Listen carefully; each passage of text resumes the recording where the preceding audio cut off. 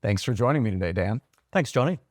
So today I want to talk about something that it's on the minds of a lot of people, especially during an election year, as they look at where the conservative movement, where the Republican Party is headed.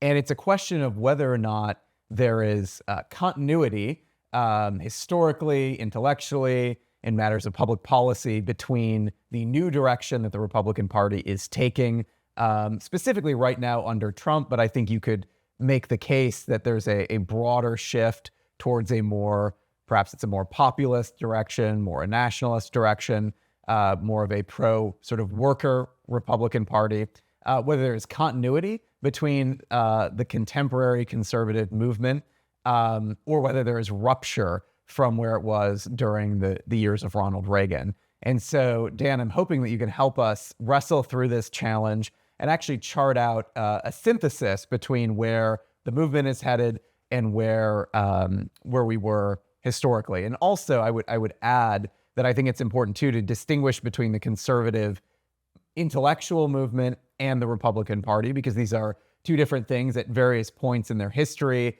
There was tension, particularly during the Nixon years, between National Review and Bill Buckley and the Nixon administration. But then I think the Reagan presidency kind of synthesized the conservative intellectual movement and in politics, right? And so I think there's a little, there's a discomfort, or there's maybe even a question mark as to whether or not that rupture, the pulling apart, is happening again, or whether there's a way that we can actually synthesize where all this new energy is headed. So I was thinking to begin, I always like to actually begin with history as opposed to just kind of theory or public policy. So I'm curious what you think the case for continuity is. And does that actually go back before Ronald Reagan? Yeah, I think continuity is more impressive to me than rupture. Curiously enough, I would say that there has been a rupture, but it hasn't been the recent rupture that many people think.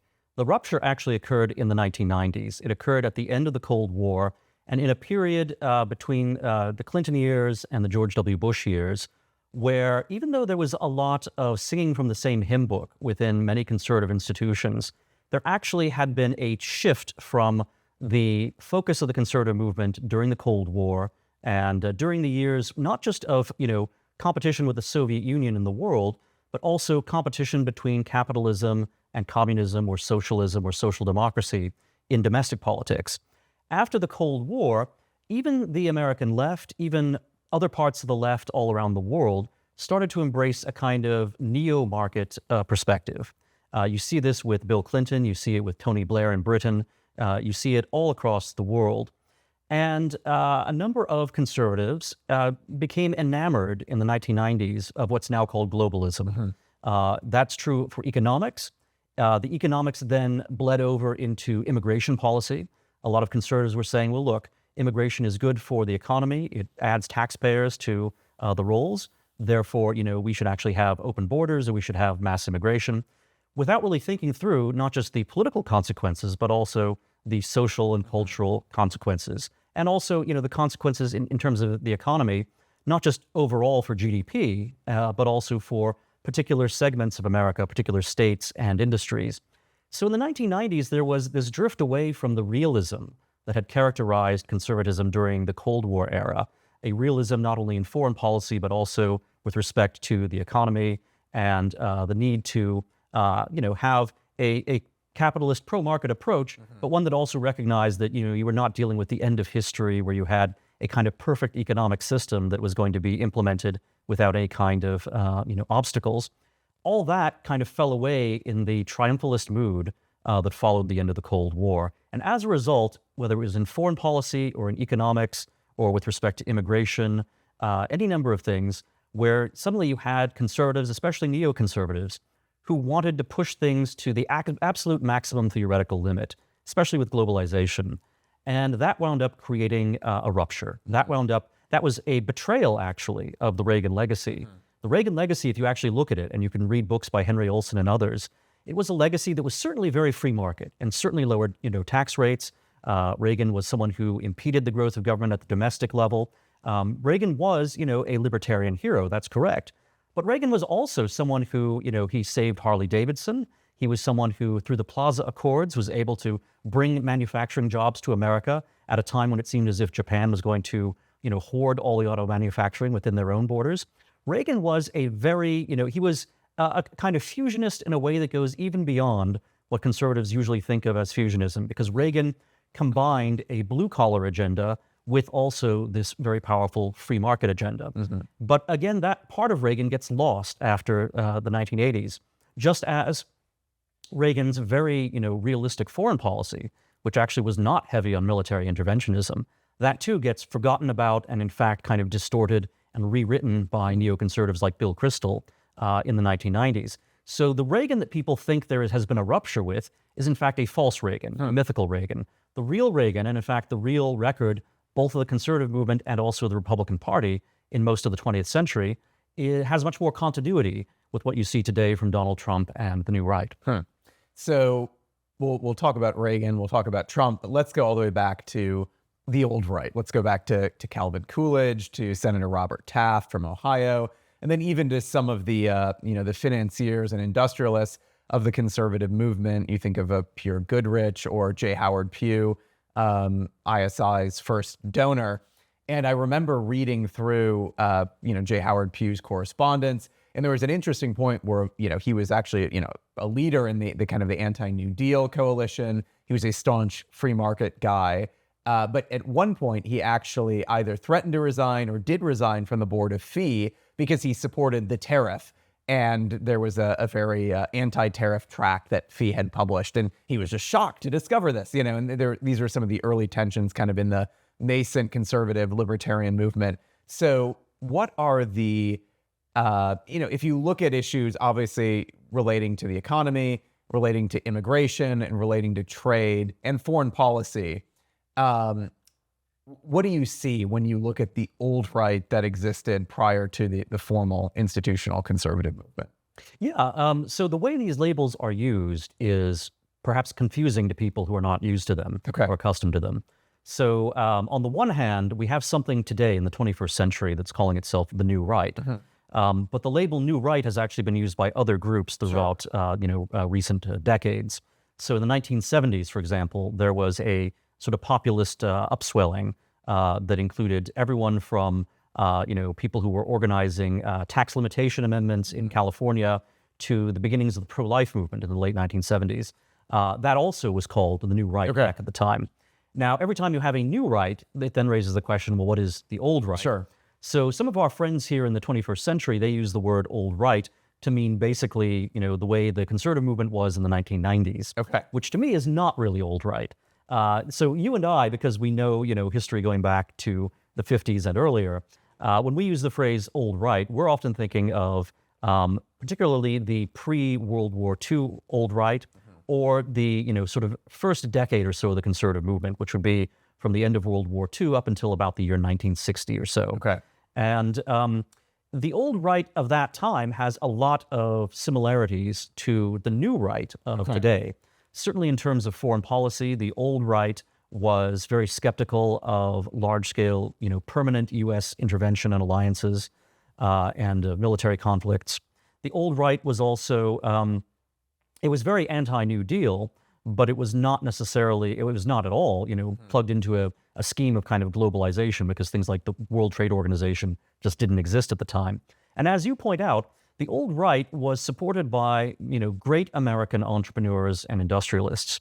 And these great American entrepreneurs and industrialists, as one would expect, they were tremendous admirers of the free market system, which had allowed them to create their fortunes in the first place. But they were also men of business and reality. They weren't just, theoretical free market, admirers. They were people who actually knew how business worked, and they understood that, there are all sorts of deviations from the idea of sort of pure market theory, that the reality is more complicated than theory is. And so you had these American industrialists who supported the beginnings of the conservative movement, whether that was ISI or the Foundation for Economic Education that you alluded to. These industrialists often realized that, they wanted to promote a free market think tank, free market ideas, because they were worried about the power of the New Deal and the consolidation of, economic but also political power in the Democratic Party and in the Franklin Roosevelt coalition. But at the same time, they were not doing this just as ideologues and just as theorists. And they could see sometimes that, whether it was a matter of trade policy and tariffs, or whether it came to any number of other questions, that, sometimes the pure free market approach was either impractical or actually counterproductive. And of course, there's a famous example of this. Traditionally, businessmen were often led ideologically to believe that they should pay workers the lowest wage possible. The idea being that, wages are an expense. They come out of, the capital of the company. Therefore, there's more profit that you can then invest in other production if you pay workers less money. And Henry Ford famously recognized that actually, if you pay your workers a bit more, this gives them the incomes that they can use to then buy your products. So even when it comes to businessmen, there's sometimes ideology prevails over an actual concrete understanding of how economies work. And so it takes a bit of independence of mind on the part of industrialists and businessmen to recognize, they want to be pro-free market, and that's correct, but they also need to recognize the realities of, how things actually work. And I think the conservative movement was very fortunate back in the 1950s to have a number of leading industrialists who had that kind of understanding, both of the theory and also of the practical realities of a modern industrial economy.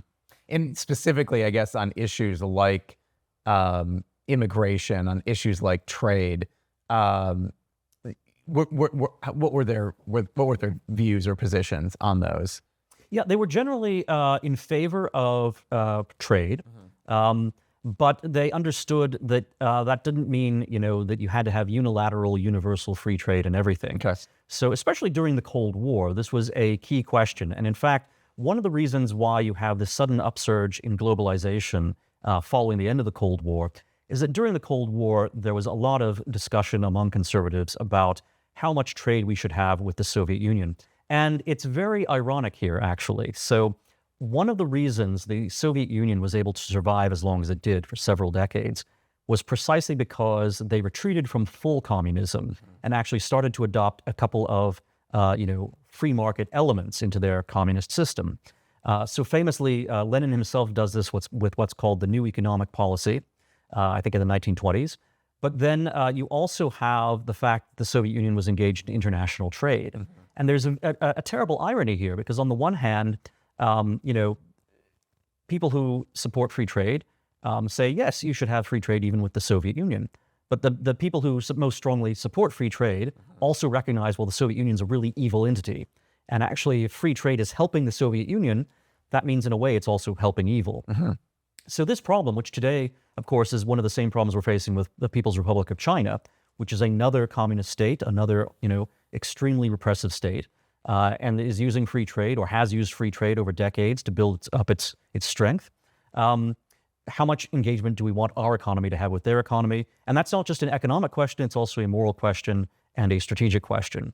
During the Cold War, these kinds of realities had to be taken very seriously, and they tended to dampen the enthusiasm that people had for absolute pure free trade. And in fact, beyond that, when it came to free trade agreements among allies, there was a lot of, efforts at bilateral free trade agreements between America and various allies of ours during the Cold War.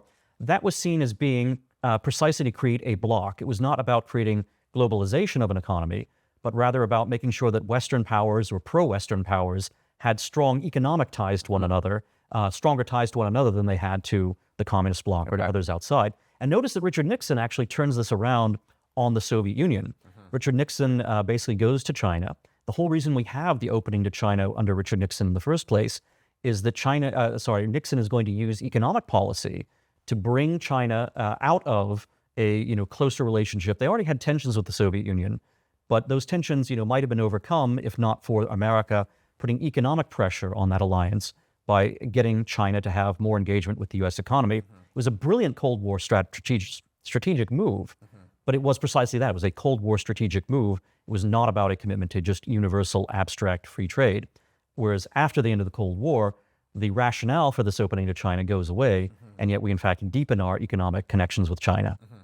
And now, so you talk about the realism of Reagan's approach to a whole number of issues, from foreign policy to Harley-Davidson. But I do feel like there is a sense of Optimism and realism aren't necessarily opposites. But if you listen to Reagan, there's an optimism about the idea of America. There's, he's trying to essentially mount a defense of American civilization as opposed to communist civilization, right? In that he's relying on certain universals that I think, would largely to be understood to apply to how the market should work, but perhaps in other areas of life as well. So it does seem to me that even though I know there's a few voices that were calling for America to be a normal country in a normal time, there were voices even at National Review in the early 90s that were questioning whether this transition to globalism sort of was the best thing. It's also, I guess, in another sense, not entirely surprising to me why, in the wake of the fall of communism, the shift towards kind of a universal free market, towards universal democratic principles that triumphed over communism, there's sort of a logic to why that would become ascendant and be universalized, not just in a theoretical sense, but in a global sense. So yeah, I'm curious how you see that, the realism and the idealism of Reagan, and why are you emphasizing the realism when the idealism seems to be pretty prevalent as well? Well, you're exactly right. So during the 1980s, and in fact in the Reagan administration itself, there were these competing emphases. And in fact, in the Reagan administration, there were often battles over appointments between people who were more old guard conservatives and neoconservatives who had, joined the movement fairly recently. A lot of these neoconservatives, when they joined the movement, they kind of brought two things with them. And again, the history is actually kind of more interesting and complex than, kind of one might think in retrospect. Correct. So the neoconservatives, they tended to be actually the more critical people when it came to capitalism. Famously, Irving Kristol writes an essay called 2 Cheers for Capitalism, which was actually very offensive to libertarians who said we should have 3 cheers for it. So the neoconservatives were, renowned at one point for actually having a, kind of more mixed feelings about pure free markets. So they were not market fundamentalists when they came into the Reagan coalition in the 1980s. But they were often very idealistic when it came to the rhetoric they wanted to use about foreign policy. And that became all the more so after the end of the Cold War. Reagan was a genius because much like Abraham Lincoln, he was able to talk in ways that could, stir the heart, and that could really speak to the highest ideals and aspirations, not just of Americans, but really of all mankind. And yet he did that while also understanding the concrete situation economically, as well as strategically and socially too, that the country was in during his administration. So Reagan was someone who was able to speak the language of ideals and communicate to people, not just in America, but around the world, on the basis of those ideals, without confusing those ideals with immediate policies that the United States federal government could adopt. Whereas afterwards, you get actually the opposite of that. You get people in whose mouths the old Reagan rhetoric turns into a string of cliches in the 1990s and beyond. And of course, I think our viewers will be very familiar with this. Any Republican politician between about the years 1992 and 2016, is just full of Reaganite platitudes. Well, so they try to speak like Reagan, but they actually don't have Reagan's effect. They don't have the sincerity. They don't, kind of understand exactly the way Reagan did, how you combine the ideal and the real. So they would try to imitate Reagan's language and imitate Reagan's rhetoric, while in terms of policy, they did exactly the kind of, sort of abstract universal planning and approach that Reagan himself didn't do. Reagan was much more of a realist when it actually came to government policy. So I think that's, you're exactly right that there is a degree of continuity between Reagan and what happens in the 1990s and in the early 2000s, but it is an ironic continuity. It is a continuity that, shifts the combination that you find in Reagan, which is idealistic thought and idealistic rhetoric combined with realistic policy. And you get the opposite in the 1990s. You get, rhetoric which has become kind of stale and formalized, even though it still is trying to be idealistic. But then you get policies which actually really are, about exporting democracy, trying to build Switzerland, in the Middle East. All of these, ideals which, when you try to create those kinds of utopian situations through military power, you wind up with, decades-long deployments of Americans to countries that really don't want to have Americans deployed there for decades. And then the American people themselves start to say, is this a failure of our ideals? I mean, when you see that these really ambitious projects of democratizing the world, or the other ambitious project was to, by embracing economic globalization, the idea was, well, this is going to turn China into a liberal democracy. If China is engaged in global trade, then that global trade will naturally have a tendency to create liberalism and freedom at home in China. And of course, that turned out not to be the case over decades. And similarly, when we would send, military forces to foreign countries and try to transform those countries into replicas of ourselves in some ways, when that project failed, Americans wound up becoming very disillusioned. And that disillusionment can be seen in Republican primaries, even, in the early 2000s. In people like Ron Paul, for example, being able to challenge John McCain and Mitt Romney. You can see it in the Democratic Party, partly with the rise of Bernie Sanders. Even Barack Obama also had an element of that. He was a repudiation of, some of the globalization, especially the foreign policy of, exporting democracy during George W. Bush. And then ultimately, of course, you get Donald Trump. And Donald Trump is, he doesn't use, it's interesting. Donald Trump, when he uses the slogan, "Make America Great Again," which, by the way, he did borrow from Reagan, which is very interesting, I think. When Donald Trump uses that slogan, and when he talks about America having, all of these difficulties and grave problems, American carnage even is one of the phrases that, Donald Trump has used. He does all that with the message that this doesn't have to be the case, right? So I think a lot of people hear him use this language, and they think, well, this is really down on America. This is someone who doesn't believe that America's best years are ahead of it. This is a pessimist. This is someone who is stoking resentments, that this is all negative. And I think that's a misreading. And actually, it's people who say that are inattentive to the things that Trump actually says, because Trump does emphasize the negative many times, but it's always in the sense that it does not have to be this way, and there actually is an alternative. And of course, Donald Trump is a politician. He sees himself as that alternative. But nonetheless, it is not about saying that America is doomed. It's rather about saying our leadership class has made grave mistakes, and so it had to be replaced if America is not going to be doomed in the future, if it's going to have a better future than it's had, in recent times. And Donald Trump, of course, is offering himself as that replacement for the leadership class. Now, we conservatives know that a leadership class is never just one person. Sure. So, you can argue one way or another about Donald Trump's merits, but the fact is it's going to take much more than a president, much more than, an individual like Donald Trump in order to make America great again. And that's really the role that conservatives as a whole, as a movement, have to fill. So I want to get to that role and that vision for the future. But I think it's important to highlight that, when you and I have both worked in the conservative movement, me for a decade, you for probably 2 decades, going back to your days at the American Conservative. And so you were someone who during the Bush years, right, you saw what it was like to be part of that very small kind of resistance to that more utopian, overly idealistic, democratize the world, globalism of the Bush era, right? So you were part of, perhaps you were a critic of that, but that was more or less on the fringe of kind of the mainstream conservative movement in America at that time. When I started working for ISI first time in 2014, the conservative movement was still, I would say, very much kind of enthralled by the vision of the Bushes, right?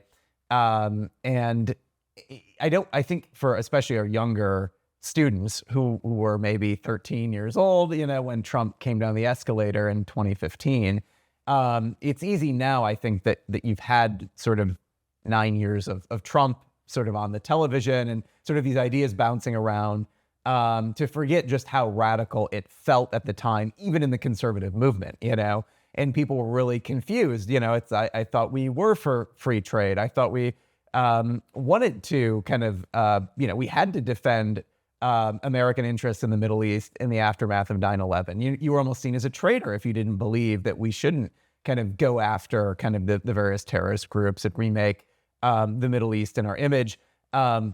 on immigration, I thought if you think back to some of George W. Bush's comments about immigration, you would, and even some of Ronald Reagan's more positive comments about immigration, this just felt like a rupture, right?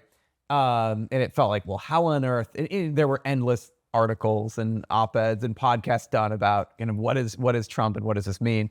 Trump becomes president, and you do have in certain areas immigration. There's certainly a tightening.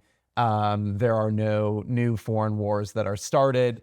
There is a noted shift in our approach to China. There's a decoupling that begins through some national security tariffs that are put into place.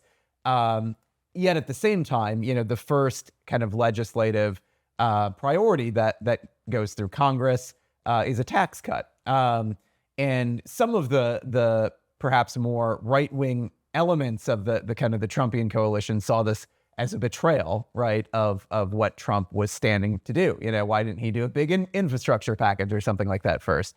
But at the same time, I also think you start to see this continuity here where some of the nationalistic elements of Trump's his language, his rhetoric, his proposal actually really see the vibrancy of the American economy, unleashing the power of free markets, of innovation, of economic growth. Those are actually quite central to this vision of making America great again. It's not just a turn towards, let's say, a French sort of kind of statism or dirigism. Right. It's actually sort of a laissez-faire nationalism. And so I'm wondering if you can talk about that, because there's especially a lot of the tension that you see right now in the conservative movement. It's not so much, I think people have kind of come to terms with, we did too much in the Middle East. We were a little too naive about foreign policy. I think the immigration issue is one that there was even some division on that still throughout the Trump presidency. But I think in the wake of the last 4 years of the Biden administration, where you see the number of migrant encounters up until fairly recently go from about 50,000 a year under Trump to close to 200,000. If I'm correct on the statistics. So now it's almost just common knowledge. Yeah, immigration's totally out of control. We need to secure that southern border. But on the issue of economics, there's still a lot of tension. And what you've essentially seen is you see, certain people on the new right kind of charting out a more of a populist, maybe you'd say more of a statist approach to economics, in kind of saying, this is sort of the heir to Trumpism. But then at the same time, you see Trump himself still saying, no, tax cuts, that's going to be core to this program moving forward. So make sense of what is happening here. Well, whenever you start an organization, especially not just a single issue organization, but an organization that wants to change policy in a particular field, you're going to state the strongest possible case for that. Which means that, you ask for the world and you settle for, something much smaller than that. So I think one has to be careful in looking at the rhetoric and, the kind of grandiose, claims that are made on both sides. Looking at the grandiose claims they make on the one hand versus what they actually deliver on the other hand. And the world, we exist in which there are a lot of compromises involved. Sure. We could actually go back maybe and look at a parallel here to the situation you alluded to earlier, which is the days of the Iraq War. Now, one could have said, well, we're just going to have, folks who are tagged as isolationists or, just pure 100% Buchananites who are opposed to U.S. interventions, all over, practically anywhere. You could even say, well, we're going to have, the folks who thought the Cold War was a bad idea, et cetera. You can do that, and you can have a very narrow sort of, absolute non-interventionist line. But the American Conservative magazine that, I had joined, 1 year after it was founded and that you became, executive director of as well. The American Conservative actually had a much broader coalition than that. So even though it was a small group, it was a group that included libertarians who had objections to nation building and the foreign policy that was being pursued by George W. Bush. It included Buchananites who disagreed with those libertarians on trade and on immigration, but who were very much on the same side when it came to foreign policy. It also included folks, sometimes there was still a vestigial anti-war left at the time. That's almost completely evaporated now, but there were people who remembered why the left had opposed, for example, the Vietnam War. They became supportive of the American conservative, even supportive of people like Pat Buchanan in that 2000 period, because they said, wait a minute, what Buchanan is saying actually makes total sense from the point of view of someone who believes that, America has, gone too far, and that we get involved in foreign wars in the name of, supposed high ideals and justice, but actually we wind up bombing, wedding parties in Afghanistan. So you had a broad coalition, even though the American conservative and, anti-war conservatives in general were opposed by almost everyone. They had friends and they had a coalition. When it comes to any kind of politics, you're going to have a coalition, like that. And that includes with economic policy. There are conservatives right now who seem, there are people who want 100% of their own way and don't want anything that's, less than that. And you find that among both, free market libertarians, but you also find it among some people who really want to be kind of, they want to be, their idol is probably, Franklin Roosevelt. They would like to have, the cards in their hands with which to, completely remodel, various parts of the U.S. economy. Those kinds of maximalists are, theoretically interesting. They can, and by pushing for an extreme, they can actually help to move the middle. But real Americans actually live in the middle. They don't live at either of these extremes. So, I tend not to be extremely worked up about the fact that there are people who have, ideas that are, revolutionary or dramatic, whether they're libertarians or whether they are, people who want an American dirigism, for example, because, I just don't think they're going to get what they want. They're going to have to actually look at the real world effect of what they try to do. And again, when you look at politics itself, whether it's Donald Trump or Ronald Reagan, or going further back, someone like Calvin Coolidge, you always find, that you have this more, realistic, practical, in some ways even moderate approach that the leaders of the country actually wind up taking. So the job of the people who have sort of pure theoretical ideas they want to push through is to champion those ideas. But they have to think at the same time that they are devoted to their principles, that also what is the second best that they're willing to accept? Or, how can you make those principles work in a system that actually is never going to be 100% dedicated to them? How can you make, in other words, a case? One way I think people should think about this, imagine that you have a libertarian leader in the country, and you're, our friend Oren Cass, or you're, someone else who supports a strong industrial policy. So you know that this leader in the country, this libertarian leader, is not going to buy into your program. But let's say that this libertarian leader is still realistic enough that he, knows what works and what doesn't. How can you make your case on a practical level, not just on a, sort of sweeping, grandiose level, but how can you make your practical, kind of self-interested case to the leader who may be ideologically against you, that he should, listen to you on particular policies? And that also applies on the flip side. And in fact, I've told my libertarian friends this, and a few of them have, listened to me and have succeeded, and others have ignored me and failed. My lesson to the libertarians is, look, you don't like the things that Donald Trump is saying. You might get turned off by what he says about trade or immigration or something else. But Donald Trump is obviously going to be a very influential figure in the Republican Party for the near future. Therefore, if you want to have your policies get somewhere, you actually have to be able to communicate them to, a skeptical or hostile audience, including perhaps, the president himself. If you can't do that, then, you might be able to, bamboozle people into giving you money. Because, there are, unfortunately, in politics, a lot of people who sit on the sidelines and just complain and say, if I could get 100% of what I want, the world would be perfect. It would be a utopia. But of course, these people are actually just kind of parasitical because they never get, enough. They actually have to take on responsibility. Because once you have responsibility, you see that the world actually is imperfect and that you can't just make things happen by clicking your fingers. So there are always people who can make a profit by saying, hey, if I were in charge, things would be so much better. There are people who are willing to listen to that. But you have to look instead, I think, at people who actually have responsibility and have to try to meet the world as it is. And those are the people I admire most. And in fact, these questions about how conservatives, for example, can and should be talking to working class Americans, these questions of, are there problems in our country that have been created by excessive, by some of the free trade agreements we've had, by China maximizing production in its own manufacturing production to the detriment of American manufacturing in the Rust Belt. These questions, didn't just emerge in 2014 or 2016. They, in fact, were things that so-called reform conservatives, for example, had been looking at even before then. So I do think there actually is continuity even here. But you're right that because Donald Trump is such a dramatic figure, things that previously had been kind of interesting intellectual questions that had been quietly discussed within the conservative movement suddenly became very very brightly spotlighted points of disagreement, and became everything became louder and everything became more dramatic. But the actual intellectual conversation, I think, has been going on for quite a long time.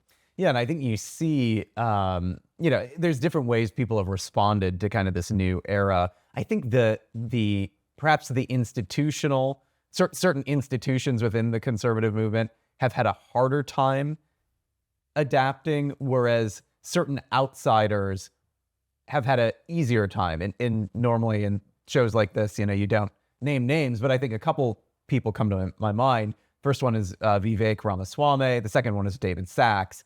I don't want to speak for either of them because I don't know all of their views on everything, but in a certain sense, they are making a defense for a type of classical liberalism, right? They are very much, they would be very much, I think, aligned with a lot of the vision of free speech, of kind of, the economic laissez-faire approach to really innovation, and, let kind of, business, be free to pursue kind of, pursue profits and have growth that benefits workers and the country. But at the same time, they've managed to there's a strong sense of realism to both of them, that they understand the negative effects of globalization. They understand the risks in that we've experienced with America's overstretched foreign policy. They understand the danger of China, and so maybe for different reasons than other nationalists, they might be concerned about certain vital industries being in the hands of the CCP.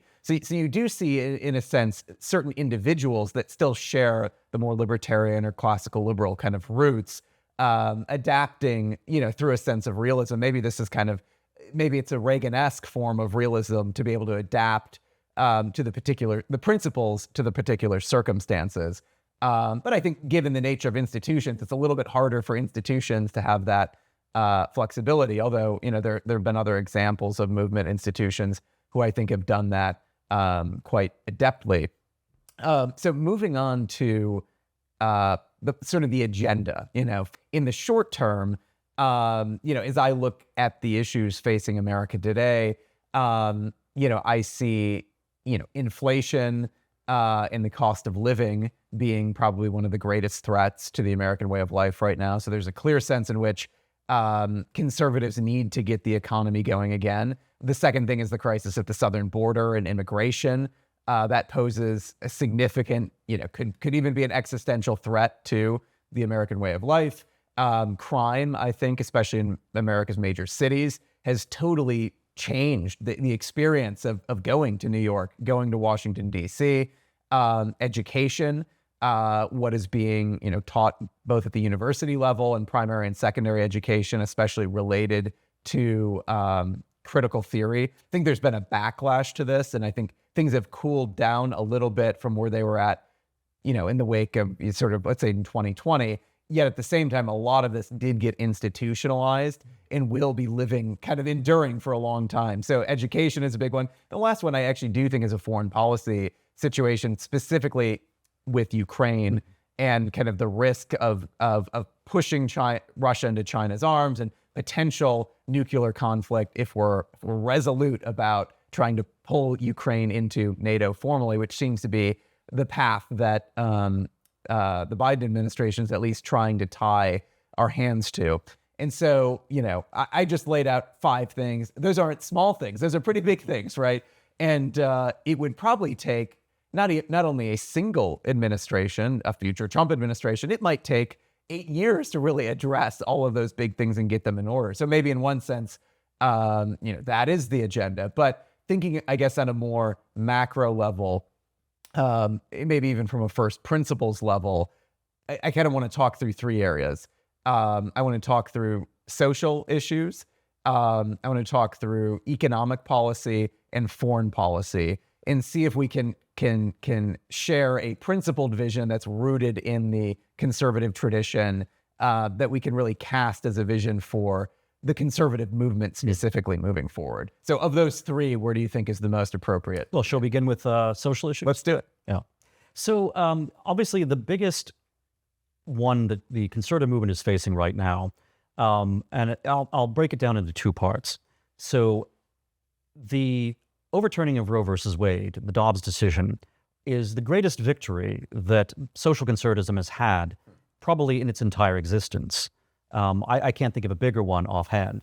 And that's actually very dramatic, because consider the massive defeats that social conservatism faced with Obergefell and with same-sex marriage. By the way, there is this kind of revisionist history which says that, movement conservatism was all libertarian up until 2016. But actually, social conservatism was a very important component and a very agenda-setting component of the conservative movement well before 2016 and Donald Trump. But most of the emphasis for about 15 years, really almost 20 years, had been on stopping same-sex marriage. And of course, that project failed. All the resources, all the intellectual brilliance of the arguments that were made, all of the money that was put into it, all of the activist work, it all fell apart. It did not succeed in preventing this revolutionary redefinition of marriage, which happened through the courts, not through yes. popular vote. Well, But the culture was still one. That's right. So I think sometimes conservatives would like to comfort themselves by saying, well, it was just the courts that did it. But actually, the fact that you already had a if not a majority, certainly a increasing number of states which had adopted same-sex marriage. Certainly the fact that our popular culture had basically accepted it, that it was something that was common on sitcoms already, even in the 1990s. All of that meant that the groundwork for popular acceptance of same-sex marriage had been laid long before you get the Obergefell decision. So conservatives have to think about this in legal terms, but also it's really a three-front battle. There's the courts are one battleground, public opinion is another, and the states themselves are a third. And conservatives kind of got outmaneuvered and defeated in all of those. Now, Roe versus Wade is an example of conservatives winning the legal battle. And so Roe has been overturned. But now you have these other components, which are the states and public opinion as a whole, where conservatives are facing much tougher opposition than they expected. Than in the states, including in a lot of red states, if voters directly express their opinions through referenda, typically you find that the abortion side is winning against the pro-life side. Kansas, Ohio, I mean, it's a long list. So, the challenge facing conservatives right now is to make the case for life in a way that actually changes the voters and changes states. Now, there are many states where, you do have strong anti-abortion policies on the books now, and of course, they're being attacked by progressives. But you also have states where, they may be red states, they may be mostly conservative states, but you could have a referendum come up, and the question is, what are conservatives going to do differently next time than compared to what they did in Ohio or in places where they lost, Kansas, et cetera? So that is a major battleground right there. Obviously, a large element of what has to be done is education, but it's education that goes beyond sort of the typical pro-life talking points. The pro-life movement likes to make an argument from definition, and it's a solid argument as far as it goes. But here at ISI, we recently had a week-long school on rhetoric. Rhetoric is about what it takes to persuade people, and ideally, what rhetoric is supposed to do is to persuade people to the truth. So it's not the case that simply stating the truth is going to get the truth accepted by people. Sure. You have to have rhetoric that actually communicates with people, not just at the level of logic, but also at the level of the heart and the character and the sentiments. The pro-life movement has some strengths in that area, but it needs many more. And also there's something I think even more fundamental here, and this is true both of the right to life and it's also true of the definition of marriage, which is, do you, and this is a big question that, it goes even beyond the conservative movement, do you need a fundamentally religious people, maybe even a, mostly Christian, Judeo-Christian, or at least, strongly traditional kind of religious background in order to have the kind of social policy that conservatives want. And if you don't have that, and there are a lot of indications that there are fewer Christians in America now than there used to be. There are more people who identify as so-called nuns, having no religious affiliation. If that's the kind of population you have, can you ever get the kind of pro-life policies or marriage policies that you want as a conservative? And if the answer is no, that a secular population just will not give you those policy results, then the question is, do you have to have either a conservative movement or a movement that isn't conservative, that's just purely religious, to change the religious values of the country before you can get to the kind of social victories that conservatives want to have. So in terms of how you exactly move forward on that, I think there's kind of an increased sense and appreciation in the conservative movement for the foundational role that the family plays, not only in social life but in economic life. And if a policy is good for your average middle class family, if it strengthens the family bond or dynamic, it's a good policy. If it hurts the family, it's a bad policy. I think there's actually perhaps more of a consensus now in the movement on that than ever before. As you look at the electoral politics, obviously in the wake of the 2022 midterms, where abortion didn't do well on referendums and pro-life candidates in swing states like Michigan really suffered. There has been, with the recent platform for the Republican Party, a de-emphasis on the social issues, and I think an emphasis on the material prosperity that we will bring back and revive for the working and the middle class. So I'm curious here, because I know there some of our this has caused a feeling of profound alienation for many social conservatives who felt like, oh, I thought we were just winning the argument. We were making the case that for so long, conservative movement was only delivering for corporations and only cutting taxes. And, that's fine, but we were providing a lot of the votes, a lot of the muscle on the ground. And now all of a sudden we're being de-emphasized again, for the sake of winning and economic growth. And also, I think a lot of if you think of who I could be wrong on this, but who are the voters that would bring Trump back into office, right? My sense is when you're looking at the swing voters, when you're looking at maybe it's moderates, maybe in swing states, you're looking at manufacturing workers, you're looking at senior citizens over the age of 65. Is it really social conservatism that's going to get them over the finish line? No, it probably actually, I would imagine they're more, you've heard the term, barstool conservatives. They might be anti-woke. They might dislike some of the excesses of the left. But at the end of the day, they want to be left alone to kind of live their, they don't tread on me is sort of probably more of their impulse.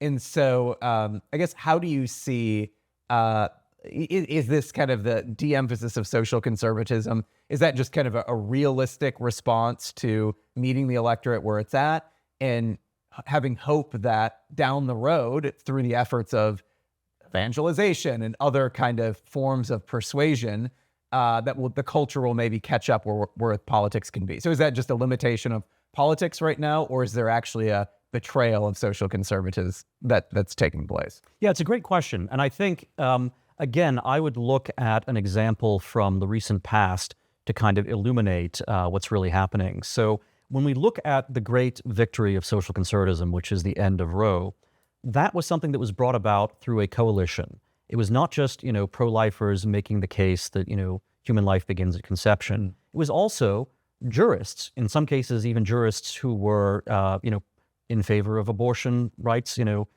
other circumstances, but who simply thought that the legal reasoning behind Roe versus Wade was wrong.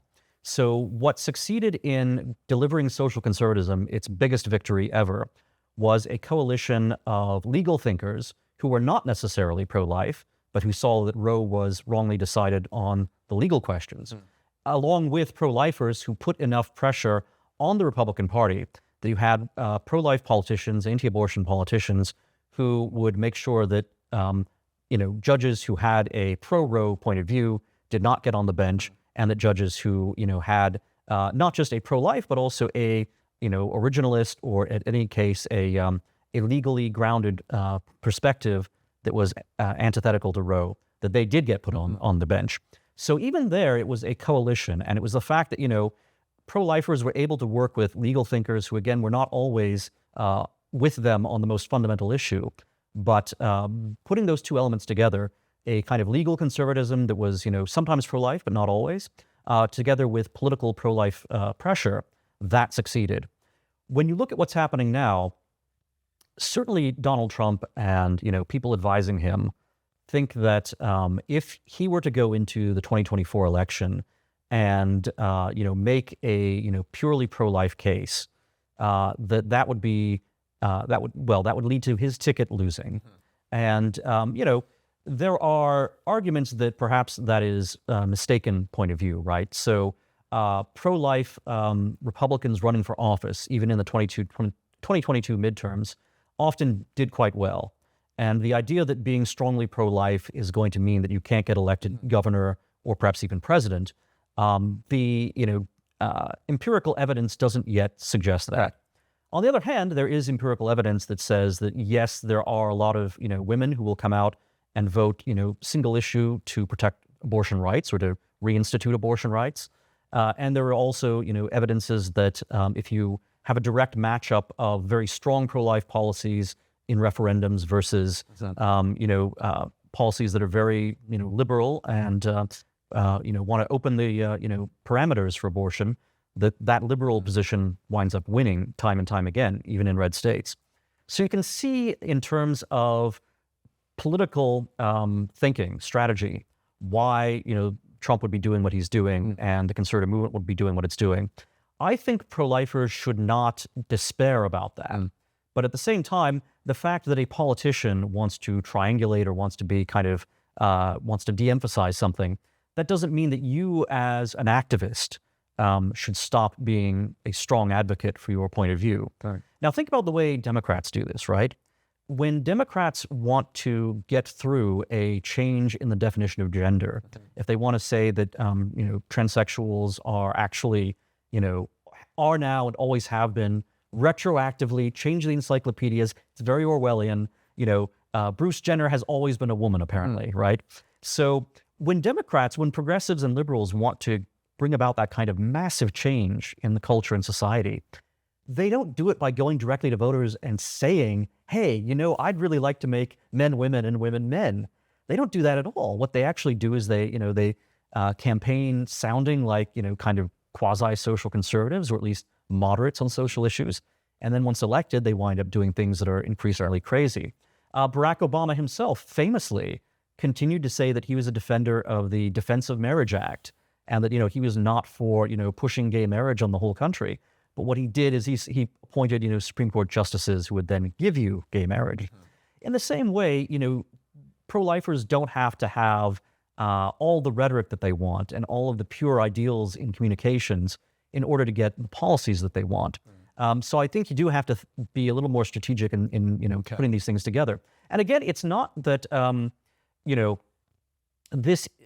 I think any left winger watching this video is going to say, oh, this is a very Machiavellian plan. It's all you advertise one thing but then you deliver another. That's actually not true. And again, any leftist who thinks that can look at how he or she thinks about the way Democrats have done this. It's not that you advertise one thing and deliver another, but it is that there is always more to politics than just what you can say on the campaign trail. There's not just what you're saying, the immediate view that you have is, but there's also what are the implications of the economic policies, the judges you're appointing, et cetera. And those implications are often more important than the verbatim things that you're saying on the campaign trail. Okay. I want to ask one more question on the social conservatism point. What are if the abortion fight might be at tougher going right now, are there areas where social conservatives can win? Is there low-hanging fruit that they should be emphasizing? The one that comes to my mind is, in particular, would be on the transgenderism issue, particularly kind of medical procedures for minors. You even start to see a break in the New York Times at a big opinion piece. It's an opinion piece, but it was quite long. It was talking about how America is so radically out of step with the medical consensus in Europe, specifically in Great Britain, about the real impact that these procedures have on minors and some of the profound unintended consequences of those. So that issue might perhaps be an opening, a winnable area. Are there other issues that you think social conservatives should really invest their energy if, for whatever reason, the abortion issue proves to be too difficult in the short term? Right. So I'm going to say something a little bit controversial because I agree with what you just said. But what I've been telling friends of mine is I think conservatives are doing much worse on that transgender front than they believe. Okay. Because what the left has done is a 2 steps forward, 1 step back strategy. So it is conservatives are fighting tooth and nail on this issue. Well, a couple of issues. One of them being transgender procedures for minors. Another big one being sports competitions, Sure. Women's sports. And what it seems to me has happened is that conservatives have been led to defend a moderate left-wing position against an extreme left-wing position, but actually not a conservative position, Sure. right? So, okay, you might succeed in limiting transgender procedures that are being applied to minors. That would be a very good thing. It's a very important thing. It's something conservatives absolutely should be fighting very strong on. And you're right, it's something that conservatives have a very good chance of winning on. But then what happens after that? Do you still have, a general acceptance of transgenderism? And again, some of the things that bother me here are just, I think George Orwell himself would be appalled at the idea that we are going to rewrite encyclopedias to say that, Bruce Jenner or whomever, has always been a woman. It is an assault on reason itself. It's an assault on language. It's an assault on reality. And that is absolutely, that provokes me a lot. Much more so, it doesn't bother me, interacting with Deirdre McCluskey, who's a free market economist who was originally Donald McCluskey. I can deal with that perfectly fine, in a professional setting. What bothers me, though, is this idea that the metaphysics of it, the idea that I have to embrace a metaphysics, almost a religious point of view, Sure. that is being foisted upon me and is being, enforced upon me by, someone else. Okay. So that's one thing that worries me. The other thing, too, of course, so in the Olympics, we've just had this incident where a boxer who has male chromosomes, has an XY chromosome makeup, has defeated a woman very quickly in the boxing match. And so conservatives have been saying, we must defend women's boxing against men in it. But of course, women's boxing is itself something that especially social conservatives should be asking themselves, why does this exist? Boxing is a combat sport. Are women supposed to be combatants in the same way that men are? And if someone wants to conclude that they are, they can think their own thoughts. But the idea that social conservatism would be invested in that strikes me as social conservatives having conceded 90% of the argument and then fighting over the last 10%. If you do not say that there are distinct gender roles, including distinct roles about combat, then I think you're obviously going to lose when it comes to transgenderism. Sure. Because if women can behave like men in the boxing ring, then why are men and women considered different at all? So I am more pessimistic on some of these things than other conservatives. Now, that said, you had mentioned earlier that family policy, I think, is something that is increasingly potentially a big winner for conservatives. Here, too, there is a risk, however. So conservatives want to support, obviously, the traditional family. They want to support, parents who are having children. Progressives will say that they support that, too. And progressives, because they are less fiscally conservative in general than Republicans are or conservatives are, they're always in a position to say, hey, not only will I give you a child credit, I'll give you even more of a child credit. And I'll also give you, sort of free state-provided childcare services. And I'll also provide in vitro fertilization services. The left can offer a lot more to a much wider definition of the family than social conservatives can. So social conservatives, Roman Catholics, for example, will see IVF as being something that should not be federally supported. Maybe it should even be, something that should be prevented. Similarly, surrogate pregnancy is a big issue. Child tax credits for, having surrogate children created, sort of commissioned, almost like like an economic transaction by, same-sex couples. All these things are big problems for social conservatives.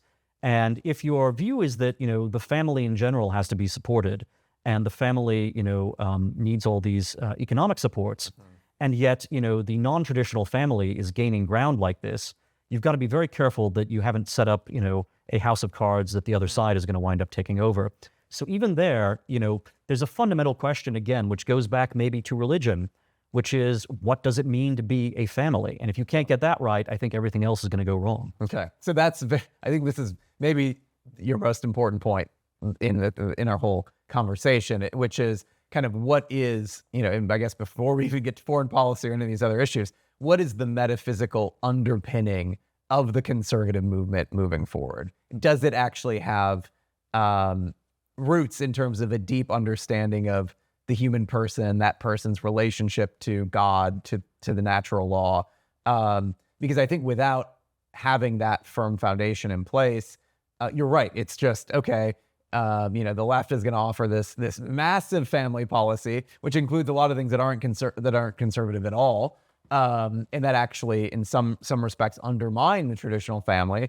Well, the right's going to offer, a little bit less than that, or a version that doesn't appear to be quite as good. The left is going to give you Mountain Dew, and you're going to get Diet Mountain Dew, and it's just, you're going to get the watered down version, and you're never going to be able to compete because politically the left doesn't care how much debt they go into, so they're just going to offer the bigger, flashier thing, and you're offering the more boring version. That seems also not just more boring and more comprehensive, but it also seems cruel because yours has very narrow. You're only supporting the type of family that you believe in, but you're not acknowledging the other varieties of human association. So what is the metaphysical sort of underpinning of the new conservative movement? Well, you're right that a lot of this will come down to ultimate metaphysical questions. On the other hand, I think it is a mistake if conservatives believe that you have to have comprehensive metaphysical agreement before you can do anything in politics, because if that were the case, you would never get anywhere. Sure. So you have to work on both of those fronts simultaneously. And I think conservatives, especially, organizations like ISI, have been effective at doing that we do talk about, the deep ideas and the metaphysics, but we also talk to some degree about policy and about rhetoric and things like that. And you have to do both simultaneously. You can't give up the gains that can actually be made in real world politics. You can't delay that until you get the metaphysics completely right. And again, I think we can point to this big victory with Dobbs and say that, you had people who were not metaphysically with you, who were lawyers, who were judges, and yet they were still indispensable to that victory, in terms of policy, in terms of outcome. But of course, even that victory might be a Pyrrhic victory, or it might be a, mixed victory if it then leads to a situation where, the pro-abortion side is winning for other reasons, not just because they have a Supreme Court judgment on their side. So ultimately then the metaphysics or the larger sort of deeper fundamental commitments do come into play there. And metaphysics, especially, we are intellectuals and have, intellectual acquaintances who are metaphysicians in a real sense, who study Thomas Aquinas, who study Aristotle. But, the average person who has very strong religious commitments doesn't really know a lot about theology or metaphysics. But they do, still have religious commitments that lead them to behave in one way or to support one set of policies rather than another.